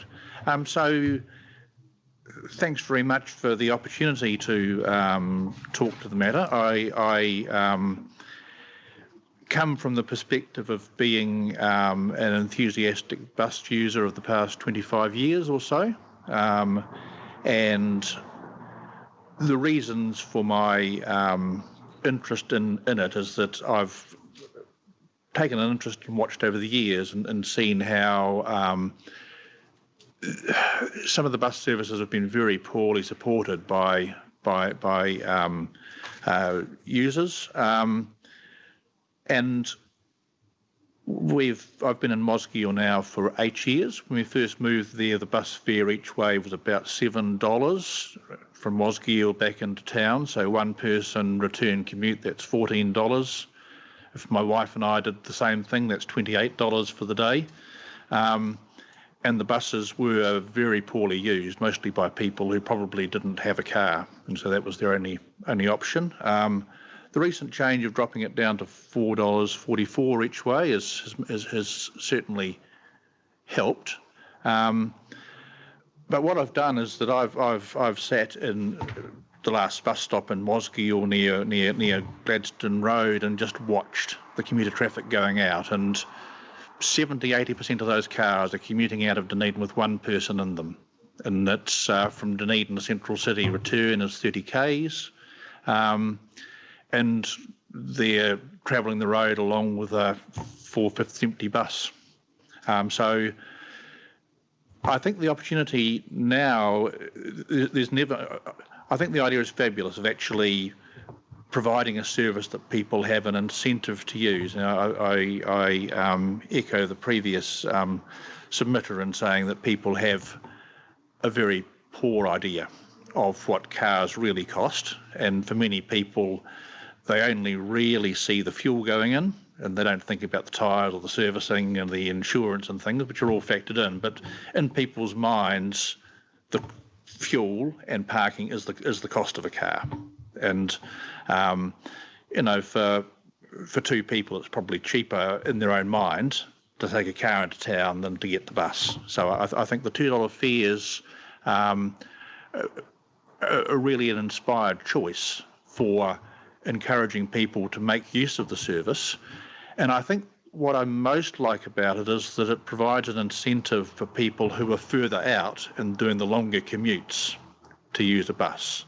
So that if I were living in Palmerston, for example, and commuting to Dunedin for work each day, I would be leaving the car at home if I could get a $2 each way bus, and that would, there's quite a lot of traffic comes in there, and I mean there are hundreds of Mosgiel cars coming in and out of the city. So I think it's really encouraging to see this, because I think it's the only it's a real way to try and reduce the carbon imprint, and I can't think of any better, simpler way to do that than to make the buses an attractive option for people. And I've certainly got the feeling that with the free fares, there's been a lot more people on the buses. I've got a bus into town the other day from Mosgiel. It was a weekend day. It was, you know, a day that you normally wouldn't see a very full bus, and it was packed. It was school holidays. There were kids on it, but I mean, I think that's a real plus. And of course, the other things are that if you can get people on the buses, then you remove the issues around congestion on the roads and issues around the parking that seems to be at the forefront of some people's minds. So I think it's a fabulous idea, and just want to speak in support of it being a real sea change in how we do things in Dunedin. The one step that might follow on from that, if it were to stay there, is that for people take Mosgiel for the example, the people who there's quite a large outlying area around Mosgiel, and so people are going to need to somehow get to a bus stop in Mosgiel. So for places like Mosgiel, maybe Green Island, maybe Waikawaiti, Palmerston, supplementing the bus service with some sort of a parking area so people can sort of come in and park their cars and then get the bus into town would be something that would be a further incentive. But obviously that would be down the track if it were to come in to be the way forward long term. So. Thank you. I'm actually going to go first this time so I don't lose my memory again, because you have jogged it. Thank you. I think what I was going to ask Liz before was just understanding that the bus now, I think, will be cheaper than car parking generally. While people forget about the tyres and the insurance and all of those things, do you think that it's the comms that we spell out with this, which is the fraught one, that that it's a saving and it's temporary, but what is the messaging that you think that has made the free better? Is it just because it's free, or is there other messaging that we should be putting out there? I think the free being free is something which is quite unprecedented, and that's good. For car parking, I'm fortunate that my workplace has car parking, which is free. So there'll be a number of people who have ways around parking costs, and I have no feel at all for what proportion of the daily commuter traffic has access to free or cheap parking. But I think the idea of not having to deal with your car in town would be a valuable part of the messaging. As someone who was a DCC councillor, over that 12 years, I know that the commute distance got longer. Time commuting got longer. How has that affected, or has it made the bus trip a better experience? Because that's again something that people may think, well, last time I did this it took ages. Now, is it commensurate with by the time you get door to door virtually? So I think and I did have a note to mention this, and it was in my submission. I think the problem that we have around the public transport is that because the buses are stopping and starting, it's always a longer trip. And so for example, I can drive from home to my workplace in about 20 minutes most days. If I get the bus from home, it's about 50 minutes door to door. So it doubles the travel time, which is all the more reason why having quite a high bus cost has been a further disincentive, because you are paying for an inconvenience. Yes. With that. I mean, the great advantage is that by the time I've gone from home to work on the bus, I've sorted out my morning emails. Well, and that's the other question, is what that experience. I appreciate, a few years ago there wasn't Wi-Fi and things like that. What is that experience or that improvement, and actually the sociability, given COVID where everyone was locked down, how those improvements have happened? Do you, in a post-COVID world, do you think that there is a place for that reconnection, filling up buses, and you actually do get to talk to people you wouldn't otherwise talk to? I think so. I mean, it's been interesting how I think I've spoken with more people on the bus post-lockdown, because people have been, more willing to engage, and I think it's been that that absence of sort of casual contact and interaction between people that they've for some people it's been pretty tough, and it's gives more of a chance to reconnect and show a bit of kindness. Thank you for the correction. If only we were post-COVID, you're right. It's only post-lockdown, regrettably. Brian. Yeah, a number of things there. There's no such thing as a free bus. No. I mean, we talk about free buses, $2 fares. The real cost is much, much more than that. Someone's paying for it. We did get a number of submissions that said, why are we subsidising people to ride the bus? They should be paying the true cost. So there's always that counter argument. What's the percentage of people who use the bus to go to work these days, Gary? Is it sort of 5%? I mean, it's always traditionally been very low. Letitia? Julian, any? I don't know they even asked that question. They used to be in the census. They used to ask, "How did you get to work?" And it was always very low.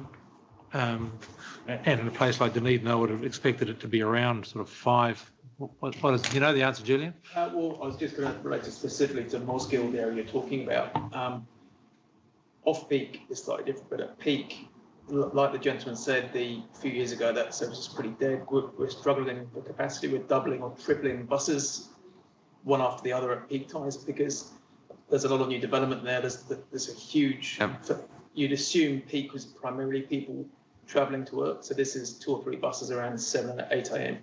So from Mosgiel specifically, because it's a case we're looking at right now, it's oversubscribed, that actual the commuter service, if you call it that.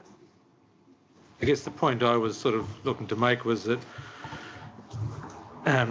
most people still use their cars. And even if the bus is free, most people will still use their cars. And it's partly because of things like you say, the length of the journey. I was surprised it took nearly an hour to get in from Mosgiel when it's only... Well, that's a door-to-door, so that's it's about 40 minutes to the bus hub, and then I have a 10-minute walk to my workplace from the bus hub. Yeah. And so I guess even when you get to 0 fares, people still don't use the bus, and because of other factors, they might not like sitting next to somebody, or they might have a free car park at work, or they might have to do some shopping on the way home, or pick up the kids, or drop the kids off, or the bus isn't close to where they live, and so as you say, so lower fares. I mean, the research sort of indicates you go to 0 and it still won't. The patronage will go up, but it might go from 5% of the people using the bus to maybe 8, sort of thing. So, but I'm pleased that you support it, and it's good to see that somebody who supports it without any reservations really comes along, and somebody from an area like Mosgiel, which must make up a fairly large chunk of the patronage, comes along as well, and someone out in Zone 3, essentially. So thank you. Thank you very much, David. Good, thank you very much. Very much appreciated. Great, thank you. Thank you. Are we expecting anyone else this morning, Letitia? As Dina? Yes, what happened to Dina? Great. Okay.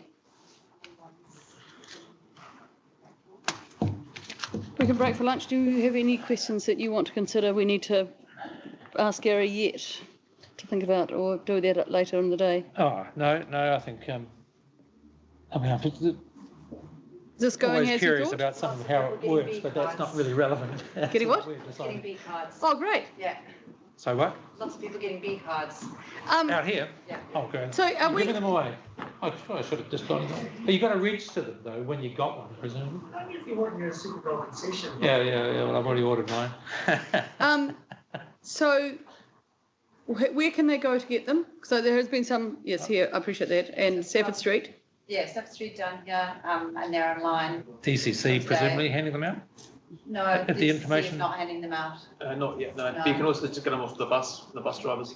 That's probably the main place where people would get them, from the bus drivers. So we've stopped all the buses, or at least we've stopped the operators to stop the buses. Yeah.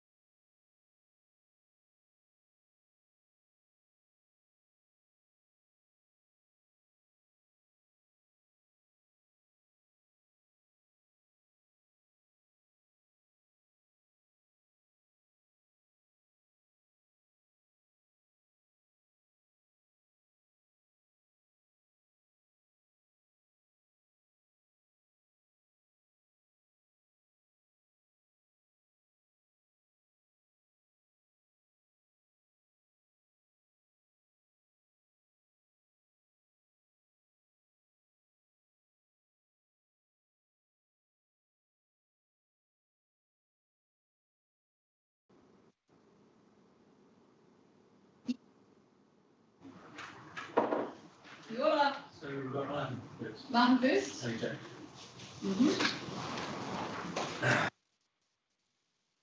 Lots of people who arrived, so just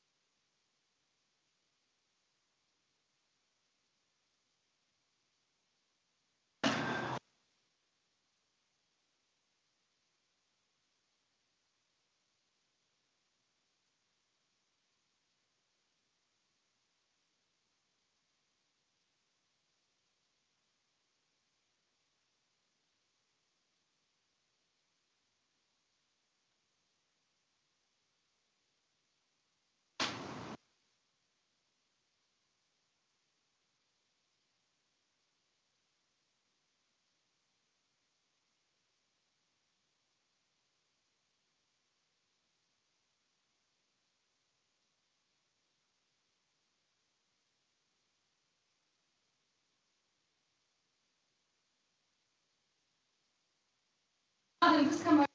This microphone is flashing. And I can turn mine on so it can. Welcome, Martin. I'm Kate Wilson, councillor. Hello. And this is Brian Baxter from Greytown, who's our commissioner on the hearing today, Hi. which is a odd process because we're changing the annual plan. Okay. So we're pretty limited in what we can discuss, but we're very much taking feedback from a wider issue as well, and we'll feed that into the councillors. Joining us today is Gary, who's a transport manager, and Letitia, who's a transport planner. Hello. Our role today is to make a recommendation, as I said, to the council on the 12th of August. After today, we'll be doing a bit of thinking about what we think and asking perhaps for some more reports or information from Gary and the other staff who will be joining him. Should we be waiting for Fred and Julian? Are they coming? No? Okay, thank you. So the floor is yours. Thank you. We have read your submission. Really grateful to get it. But Okay. Good, thank you. So I'd like to introduce myself. I'm Martin Hohmann Marriott, and this is the first time I make a submission in person, so thanks for having that opportunity. So we moved to Dunedin in 2008 together with my wife. We have 3 children aged 6, 11, and 15. I'm a professor in biotechnology and recently became an owner of a business here in Dunedin. Wherever I lived, I noticed that good public transportation makes a good city into a great city. I lived in many cities in Würzburg, Germany, Chicago, Illinois, Phoenix, Arizona, Washington, D.C., Hokkaido, Japan, and Trondheim, Norway. And I have also visited more cities during conferences.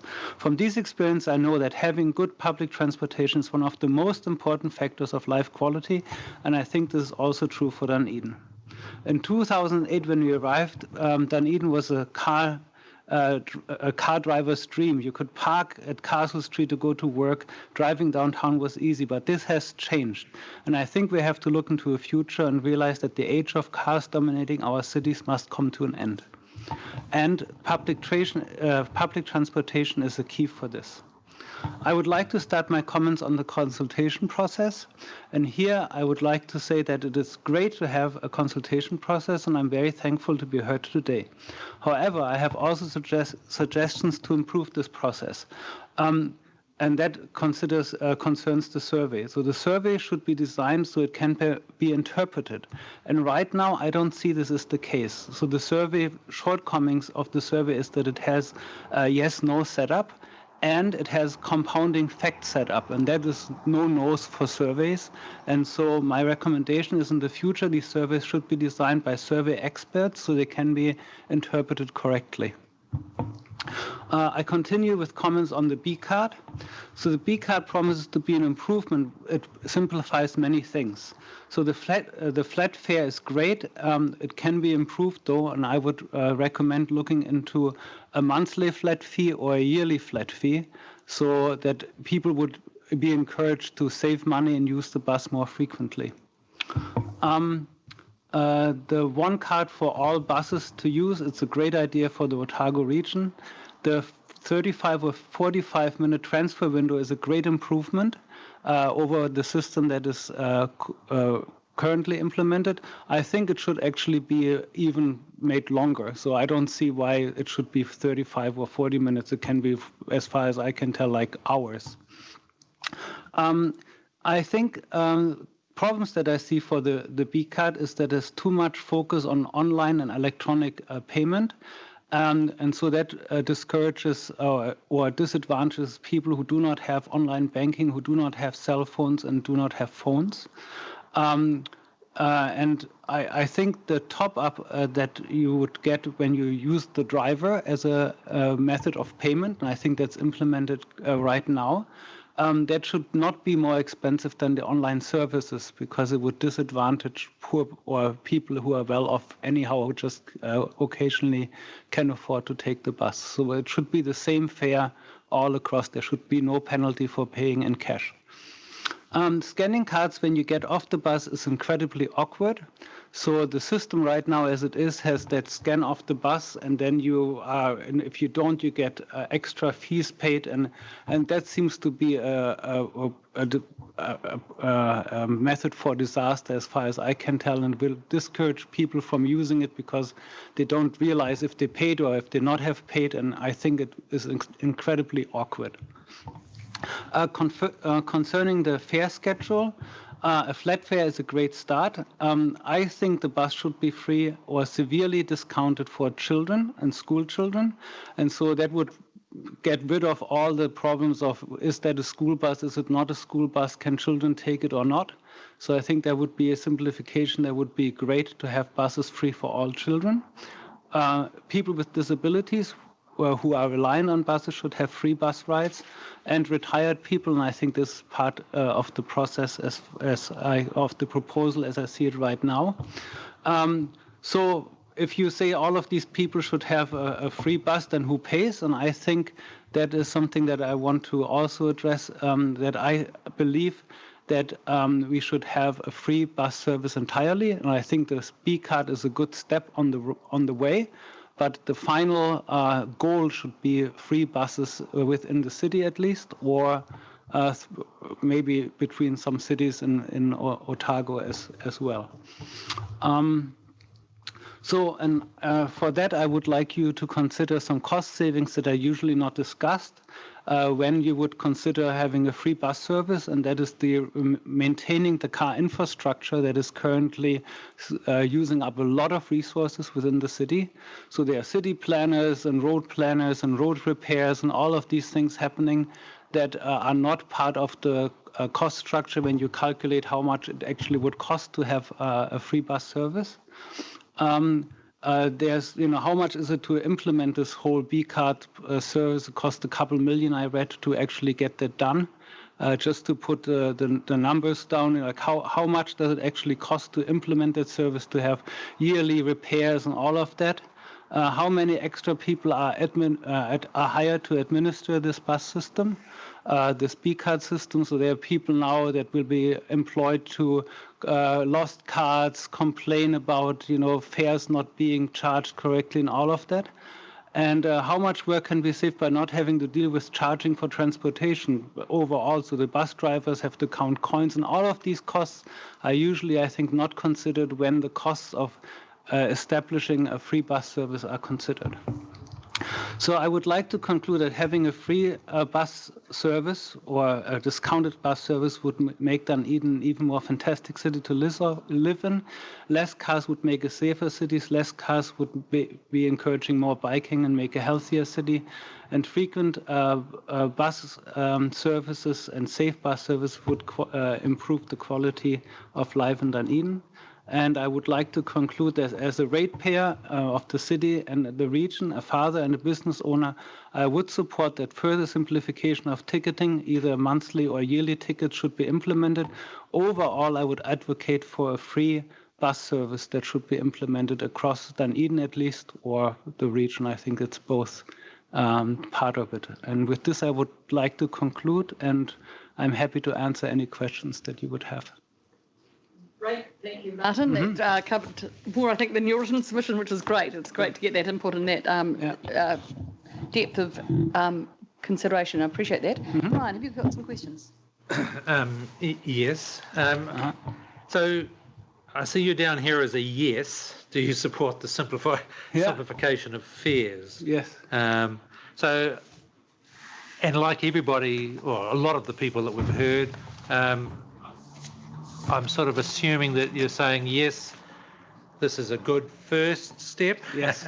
But it's only the first step. Yes. More to come. So, but you support the first step. And I guess that is correct. From our point of view, we're really just looking at the first step. Yes. But with a bit of an eye to the future as well, and saying, well, are we at least heading in the right direction? And you're sort of saying, yes, and I guess Jack's probably going to be the same. Yes. Yes, I support this. Yeah. So you get a yes in that column there, but there's these other things that we could look at, and things like monthly capping and yearly capping. That's another step. But of course, we're only looking at a short-term transitional. I don't even know how many months is it? 3 months, 4 months, perhaps. So I guess monthly capping and annual capping is not maybe practical in that short sense. Short. But now with timeline. The B card, you would have the tools in hand to actually do that. Absolutely. So that's something that should be thought of for sure. And in fact, we're not even looking at B card specifically. We're just looking at the fare system. Okay. Hard to separate the two out, and of course the B card makes life so much easier for fares. But okay, no, that's good. So I'm just getting that right. So yes, you support it as a first step towards. Yeah, and that would be my concern about the survey. That is a yes/no kind of setup, and it would be a lot. There are different ways of making essays and surveys, and I think this one is a bit simplistic, and it will be very hard to interpret when you get the results out. We'll blame the staff. That is okay. We won't blame the staff. What we're saying is we've had a few say yes, but. And so the process from here is as I've outlined, but we're also doing a whole review of the regional passenger transport plan, and I think we've had a commitment. What? Is it passenger transport or public transport? Changed to public in 2008. Thank you. Some of us are referring to the old terminology still. Thank you, Jack. So we're hoping to ensure that people who've submitted on this get notified of that other process as well. Okay. To ensure that the depth of what you're covering is much wider than we can do as an annual plan process. And to ensure. I'm sorry that I was not I didn't know what the overall. So I just let loose. On I assure you, it's not something that's. I think half the councillors were also probably in that same space. So don't worry. It's absolutely. It's an awkward process. This, and appreciate that. But thank you very, very much. It's been great to get that input. Thank you. You're more than welcome to stay and listen. But I know you've got meetings to go to. Thanks. Good luck. Thank you. Thank you. Jack, welcome. Hello. Kia ora. Jack's microphone doesn't seem to be going red. When you talk, is the mute button off, and you might have to have the face button on. This button? Yeah, it's working now. It's on now? Great, excellent. Thanks, Jack. In terms of the discussion you had, I think the basic starting point is that saying yes, but then there's some more. Most of what I'm saying is mostly going to be rehashing what I wrote in my written submission. So hopefully it won't be too new. I might take a slightly different approach to how I say some things. So an introduction, I'm a student at the university. My master's thesis is on public transport outside of Auckland, Wellington, Christchurch, and obviously Dunedin is a major motivating example for this. Because I'm a regular bus user, I've lived here since 2009 and slowly worked out the bus system. It took a while. There's a number of things that I didn't cover in my submission because I didn't have particularly strong views on them. And this is some things that I've seen coming up from other people. Things like concession fares, children's fares. Some people think the children's fares should be a bit less. $3 is quite high, really. And university fares. I don't want to go too much into that because I haven't really thought these issues through. But I think there are some valid points people are making around these, which are worth thinking about. But the first point I want to make is with regards to the status of this hearing, it's an interim process. As you said, you're thinking about what to do in the next 3 to 4 months. This isn't the forever. And I've mostly tried to avoid having a vision of absolutely everything and focus my submission on what's 1 or 2 things we could do to make it better within the current framework. I don't necessarily agree with people who say that fares should be free in the long term. My understanding of the economics of it is that fare levels don't drive patronage that much, and it might not be the best use of resources in the long term. So I don't necessarily agree with that. There's some reasonable critiques, I think, of that position. I remain to be convinced on that. But with regards to interim fares, I don't think we're going to get this level of interest that we've had in submissions to this in the RPTP process. I think you guys will make a really good effort, and you'll get some good submissions. But it's really important to note that there's a really high level of interest right now. Mountains of submissions. Was it 1,000 or more? 1,400? Yeah. It's huge. Yeah. And it would be an enormous pity if we got too hung up on this being interim without at least making this round one of some really, really good strategic thinking about a really good fare policy. If there are technical complications, I mean, the B card's new. It's quite hard to do some of the workarounds, I gather. We can take our time solving them, but I want to at least get as good as we can now and start some conversations that will go into that round 2 of the strategic thinking. So the first thing I advocated in my submission is I support free fares. I support the principle that the fares out to Mosgiel, out to Port Chalmers are way too high, $4 or something. It's ridiculous, and it's not competitive with cars, which is it's often cheaper to drive in. I think that's crucial. I don't think that means we have to go to entirely flat fares. With the B card, with tag on, tag off, near flat fares could make sense. It wouldn't have made sense under the Go card. We should have had a flat fare under the previous Go card, because then you didn't have to have the driver involved. But under the B card, it's really easy to have tag on, tag off. You could have nearly flat. My suggestion is, $1.70, $2.30, $2.30, just a small increment per zone. And that's a bit. I live in the inner city, and a $2 fare is a fair increase on a lot of my journeys. So we're saying it's cheaper fares. It's not cheaper fares for everyone, and then there's students and so on, and all the issues around that. So a nearly flat structure is actually, in my view, a really good compromise, and I think it's a good long-term model with the technology that's available. And if we want to go further, we can go further to a flat fare in the RPTP process. So this is as good a test run as flat fares would be. And the other thing I want to advocate is fare capping, and the previous person talked about monthly and annual fare caps. I think the most important thing is the Christchurch model, which is daily caps and weekly caps. The Christchurch model is two fares per day, 10 fares per week, and it's free from there. And this is something I didn't say in my submission, but under free fares, I've noticed how much possibility there is to jump around the city, take a bus to the warehouse, take a bus to another shop, on multiple short bus journeys rather than the classic model of taking 1 or 2 big long journeys. Without fare capping, this becomes extremely expensive, even with a half-hour transfer window, which improves it a bit.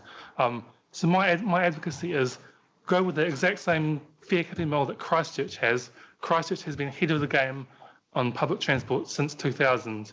Other cities are catching up with them, but I think that's the best model in the country, and I think Dunedin can do that. On that last point, I did say this a bit in my submission. When I was a teenager in Christchurch, taking the bus around the city gave me such a sense of personal freedom and getting to my activities all over the city. I didn't need my parents to drive me. And fare capping meant I didn't have to limit that. It actually made a really big difference to me. So people talk about free fares. Fare capping actually takes some of those benefits, which anyone who's been on the bus lately, we've seen how many people have been on the bus. It's been amazing. And fare capping takes some of those benefits, and it's not going to cost much. So I don't think there's many people taking 4 or 5 bus fares in a day at the moment. So it's not actually going to cost you very much, I don't think. So, maybe we could wait 3 or 4 months for the RPTV process on fare capping, but maybe it could be done now. That's all. You're happy to take some questions, Jack? Yep. Brian. What's your thesis? What's your? It's basically about the changes to public transport in small cities like Dunedin since 2008, 2010, the recent past 10 to 20 years. How far through it are you? I'm just about completing my interviews for it. I only have a couple more interviews to do, and then I'll be working on my results and finishing in November. Right. I mean, you talked about near flat fares. I mean, you could sort of go almost the full hog and do a taxi type fare where you pay. Each trip is different. Yep. Based on the distance that you travel. I mean, the technology would allow that. Yep. It could be a few cents per timetable minute. So if a bus is timetable to take 20 minutes to get to your stop, there might be 40 cents on top of the starting fare. That could work. I think in terms of continuity, that you could talk about that again, but probably the simplest thing in the short term is just to keep the old zones and reduce the difference. Right. So you're getting back to a sort of a short-term, practical sort of approach for the next 3 months, and then longer-term look at the. I think there is an interesting comment in terms of making it completely continuous, because one of the things in the old fare system was you took a bus to Green Island, $2.40. You took one more stop towards Brighton or Mosgiel, crossed the fare zone, the fare went up by another $2 for going one more stop. So it's really important that you have that continuity of fares, and one way to achieve that is nearly flat fares, and the other way is exact distance-based fares. There's some drawbacks as well, I guess. Yeah. I mean, you're obviously familiar with Christchurch, which essentially is a flat fare system, isn't it? The city, anyway. And taking short rides in Christchurch is therefore quite expensive. $2.60.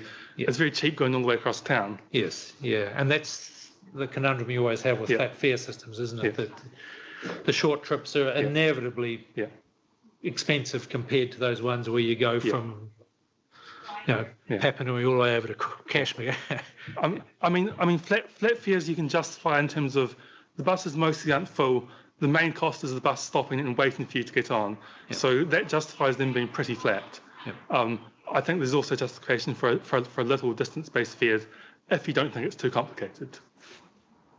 It's the same German company that delivers Christchurch, isn't it? And that's doing the B cards. So. But they've got old tech.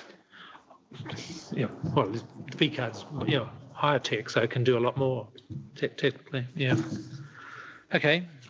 I mean, it's interesting stuff. Again, it's that, as I say, that sort of trade-off almost between what can be done in a short term, quickly, which is one of the imperatives here, so that we can bring it in sort of in 2 weeks' time without having to go through all this stuff to try and work out all the detail that some of the people are wanting. And just essentially buy a bit of time, get something in straight away, buy some time for the longer term, the RPTV process. Well, I think the income's still coming in, isn't it? I think you're still doing well. And I'm not sure, like you suggested before as well, about free fares. Little increase in patronage, but it's not the panacea that people think it is. No, of course it's not. And as you say, there's a lot of research to show that it isn't. But we can also learn a lot from how good it's been under free fares. How full have the buses been? It's crazy. We're looking forward to that report. I can report it's going to be good if they've done their numbers. Can I just take your idea of a maximum daily or maximum weekly a bit further in a post-lockdown world where we're encouraging local and buying local and getting out local? And I've went to university down here and knew students that never got outside of the ghetto, really, because unless they had a car, they just didn't think about using a bus. And the opportunities of exploring the city by bus, because we have a bus that goes almost to Tunnel Beach, we've got a bus that goes a long way out to the peninsula, and those sort of things. So the question then is some of what we're saying about messaging, seeing the city in a different way, using the bus in a different way, potentially? I'm not sure. I'm not sure the extent to which that would be good, but the fundamental point is that traditional public transport and the structures we've got behind us is designed and there's been a lot of changes which have improved in this respect in Dunedin, but it's designed on very classic assumptions. Commuters, often it's about men, the travel patterns of men going to work in the CBD, and one of the themes in my research is moving that away from that to a model that serves everyone. It serves diverse travel patterns. So it's not about serving that one particular need of students going to go to Tunnel Beach. It's about serving 100 needs, so that some students can go there and some students can do other things. But the fundamental thing about public transport is it's all about freedom. It gives people so much freedom and mobility to get around the city. The important bit is the freedom, not the free, is what you're saying. Okay. Yes. Can I just take that further? So if we change the demographic, and I'm now asking you to comment, if you can, from your research, you take the family or the mum and the 3 kids and who, God forbid, if we had families that still had mothers not having to work and could do these things, how would a flat fare, or does the research show that not a flat fare, what was that average, you call it that, the fare capping, how does that increase usage and for that sort of demographic? Have you got research on that? Or I will say that when my comments on fare capping are not necessarily based on my research. I think it's consistent with my research, but it's not what I've been looking at. So I won't comment from my research. But it does, fare capping certainly gives a lot of freedom. I think the question of families, and you see some comments about people saying, I can't take the bus with my kids into town because 3 people going into town, 3 fares, even if it's kids fares, a $2 fare might become $3, $4, $5, and even if the $2 fare is competitive with driving, once you do it for a family, it's not competitive. And I don't think this is something we can solve in the short term. But in the RPTP process, I would love to talk about combined discounts for families who are travelling into school together on the same morning. For example, if a parent and the child both take the bus to school to work and to school on the same morning, there could be a discount, maybe free fares for the kids in that instance. And that would give a lot more freedom, I think. Okay. No, thank you. That's great. Very cool.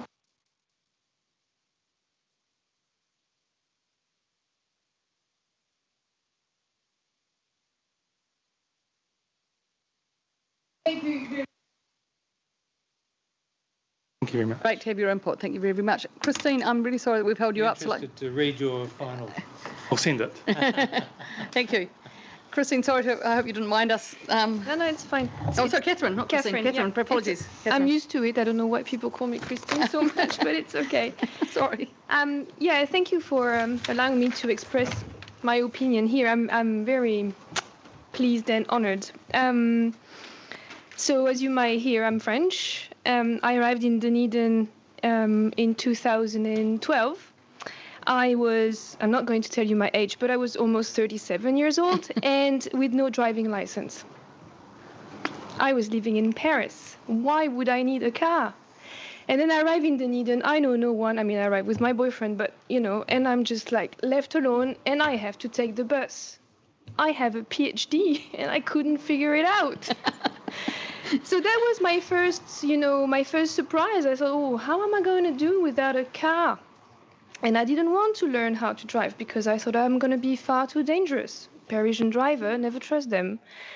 Anyway, I finally had my driving license a week before my daughter was born, 3 years ago. So it took me a long time to accept to drive. But then the reason why I'm telling you that story is because I think it shows that there is a real need for a change in the public transport system in Dunedin, maybe in New Zealand, but at least in Dunedin. And as a foreigner, because I'm still a foreigner, I'm going to ask for citizenship next year. I felt that I feel that when I'm taking the bus, I'm part of the community. So I really want to take the bus, even though now I can drive my car and I drive my daughter around.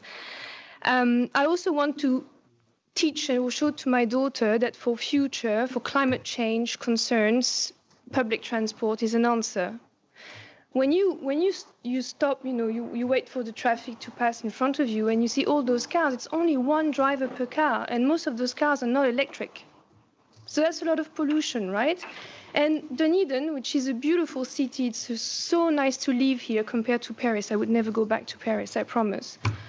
I'm sad to see all those cars around. I think that Dunedin can be a leader even in the country with the public transport, show the example.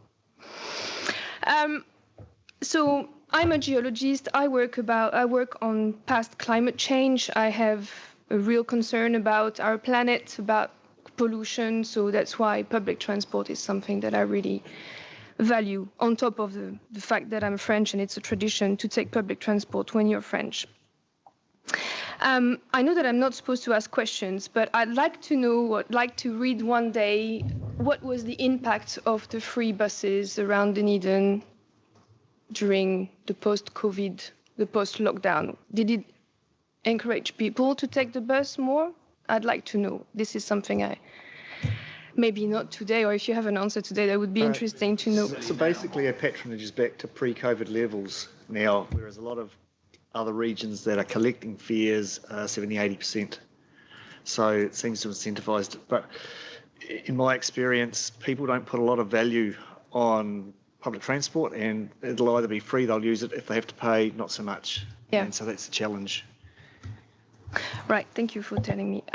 So I've been reading research about, fare planning. I am not an economist. I don't know how you finance all those things.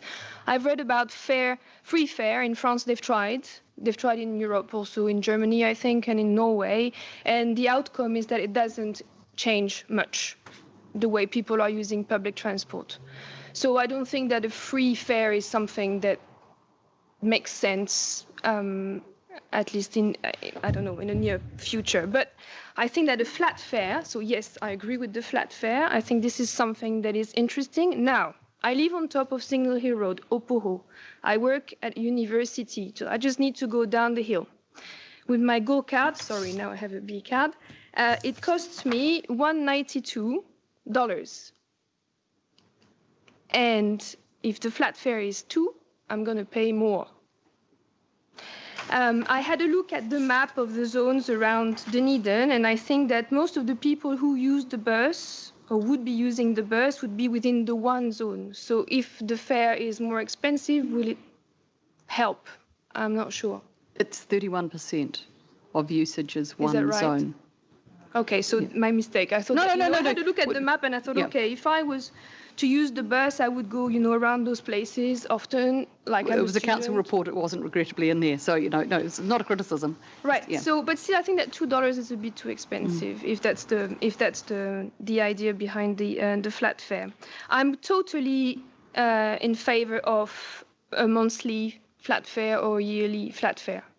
Mm-hmm. I think that maybe not within the deadline that you're talking about. Maybe that's not doable, but I think on the long term, this is something that is to be considered.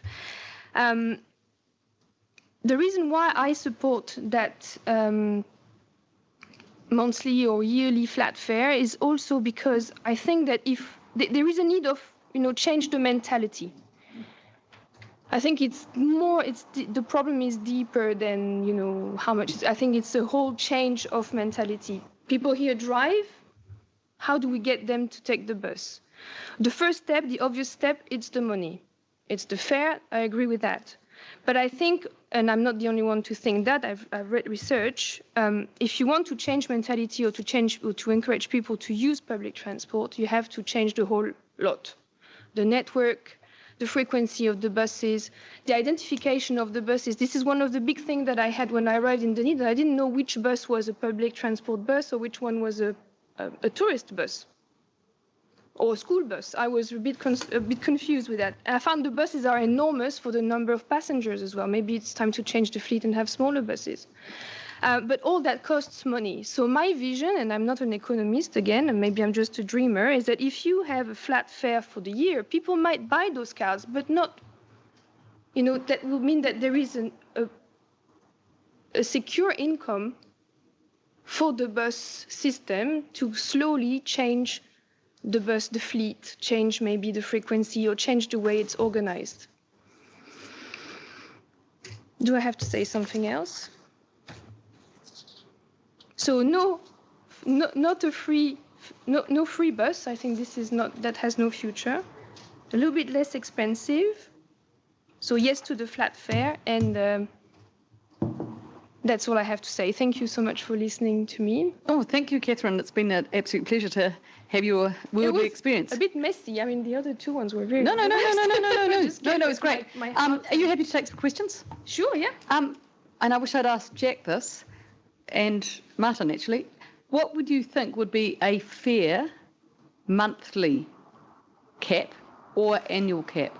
So in Vienna, in Austria, they have experimented a €1 per day fee for the year. So 365 euros a year. Someone else had said that, yeah. It's a EU thing, I think, yeah. And apparently it worked well. Mm-hmm. I think. And but so again, $1 a day? Sorry, $1 a day? Or $1. Or even $2 a day? 150. Okay. Oh, you're a hard negotiator. I cannot really answer that because I mean the numbers has to be, the economist has to be involved. I'm just a geologist. But no, you as a user. If it's 150, I buy the card. Mm-hmm. 150 a year per day for a year. I buy the membership and I'm in the bus all the time. Yeah, and then it comes. Not everyone can front up with that money front up, so you'd have to pay it off potentially twice a year or something like that. Yeah. Okay, thank you. I just want to. Part of the reason of me being here is that I'll be sitting around the table in council and can ask these questions when we come to deliberate. Yeah. As a councillor. Yeah, no, I understand that. That's great. Brian. Thank you. I noticed your one is down as a no as well. That you don't support it, but well, same as the last one, really. Wasn't it? Yeah. I was talking to my husband. I was like, I want to say yes, but. Yes, but it's a yes, but, isn't exactly, it? Yeah. Exactly. A good first step. Yeah. So again, I'm putting words in your mouth, and tell me if I'm wrong. But no, I agree with you. A first step, recognising again that it's an interim, short-term measure with the potential for making further changes down the track. Yes, you're right. There was a couple of other submissions mentioned, the European sort of system of a yearly. I can tell you that my train fare to go into Wellington, I can buy a monthly pass, but that's $300 and something, and a lot of people don't buy them because so they go to the smaller version, which is a 10 trip, which is still $100 and something, and it does come down to how much money you have in your pocket on the on the first of the month when you buy your monthly pass or whatever. But I don't know how it works here, but like for instance in France at least, the companies will subsidize a part of the public of your public transportation if you want to. Yep. So that could be also something to be discussed with big employers around the city. No, whether absolutely. They would. Well, I think some of the regional councils are involved in that sort of thing. I don't know whether your one is here, but I'm trying to get the big employers, and I know in Wellington they do that, trying to get the big government departments to try and to help subsidise their staff to. There's a really odd peculiarity with fringe benefit tax for that, which for electric cars, if you charge at home, you still get it, and buses, as compared to petrol cars. Yeah. But again, I think they're all good ideas for stage 2. Yeah. Like, but the step 1 has to open to step 2, so you have to I mean, whatever you're going to do for these 3 months period will open up to the next step. So. But you're saying yes, it's okay the fares are just a little bit high at the moment, maybe come down a little bit, and then you might have said yes. Yeah. And then we can look at the annual sort of ticket or whatever you want to call it after that. In your submission, you said you're French, so you take the bus. I hope when you become a New Zealander, you still take the bus, and you might teach a lot more of us to do the same. So thank you. It's a good challenge. It is. I have I don't know if it's going to be of any interest, but I found a publication the other day about model for fare planning in public transport. It's a research article, which sounds very obscure to me because it has a lot of formulas in it. But if you want to read it... We'll get that copy, thank you. If you're I'll give it to you. Thank you very much. Give it to Gary. To Letitia. Loves formulas. Thank you very much, Catherine, for your time. It's been great. Thank you for having us. Recommendation to council, coming up to council on the 12th of August. 12th of August, okay. I think. Have a good day. That's the plan. Thank you. No Blythe? Is it Blythe or Elliot? Oh, Elliot Blythe. Thank you. Okay. So that is us, done. I love these things. They're always so much more interesting than when you get people. So we're going off live. Thank you very much for your time on YouTube.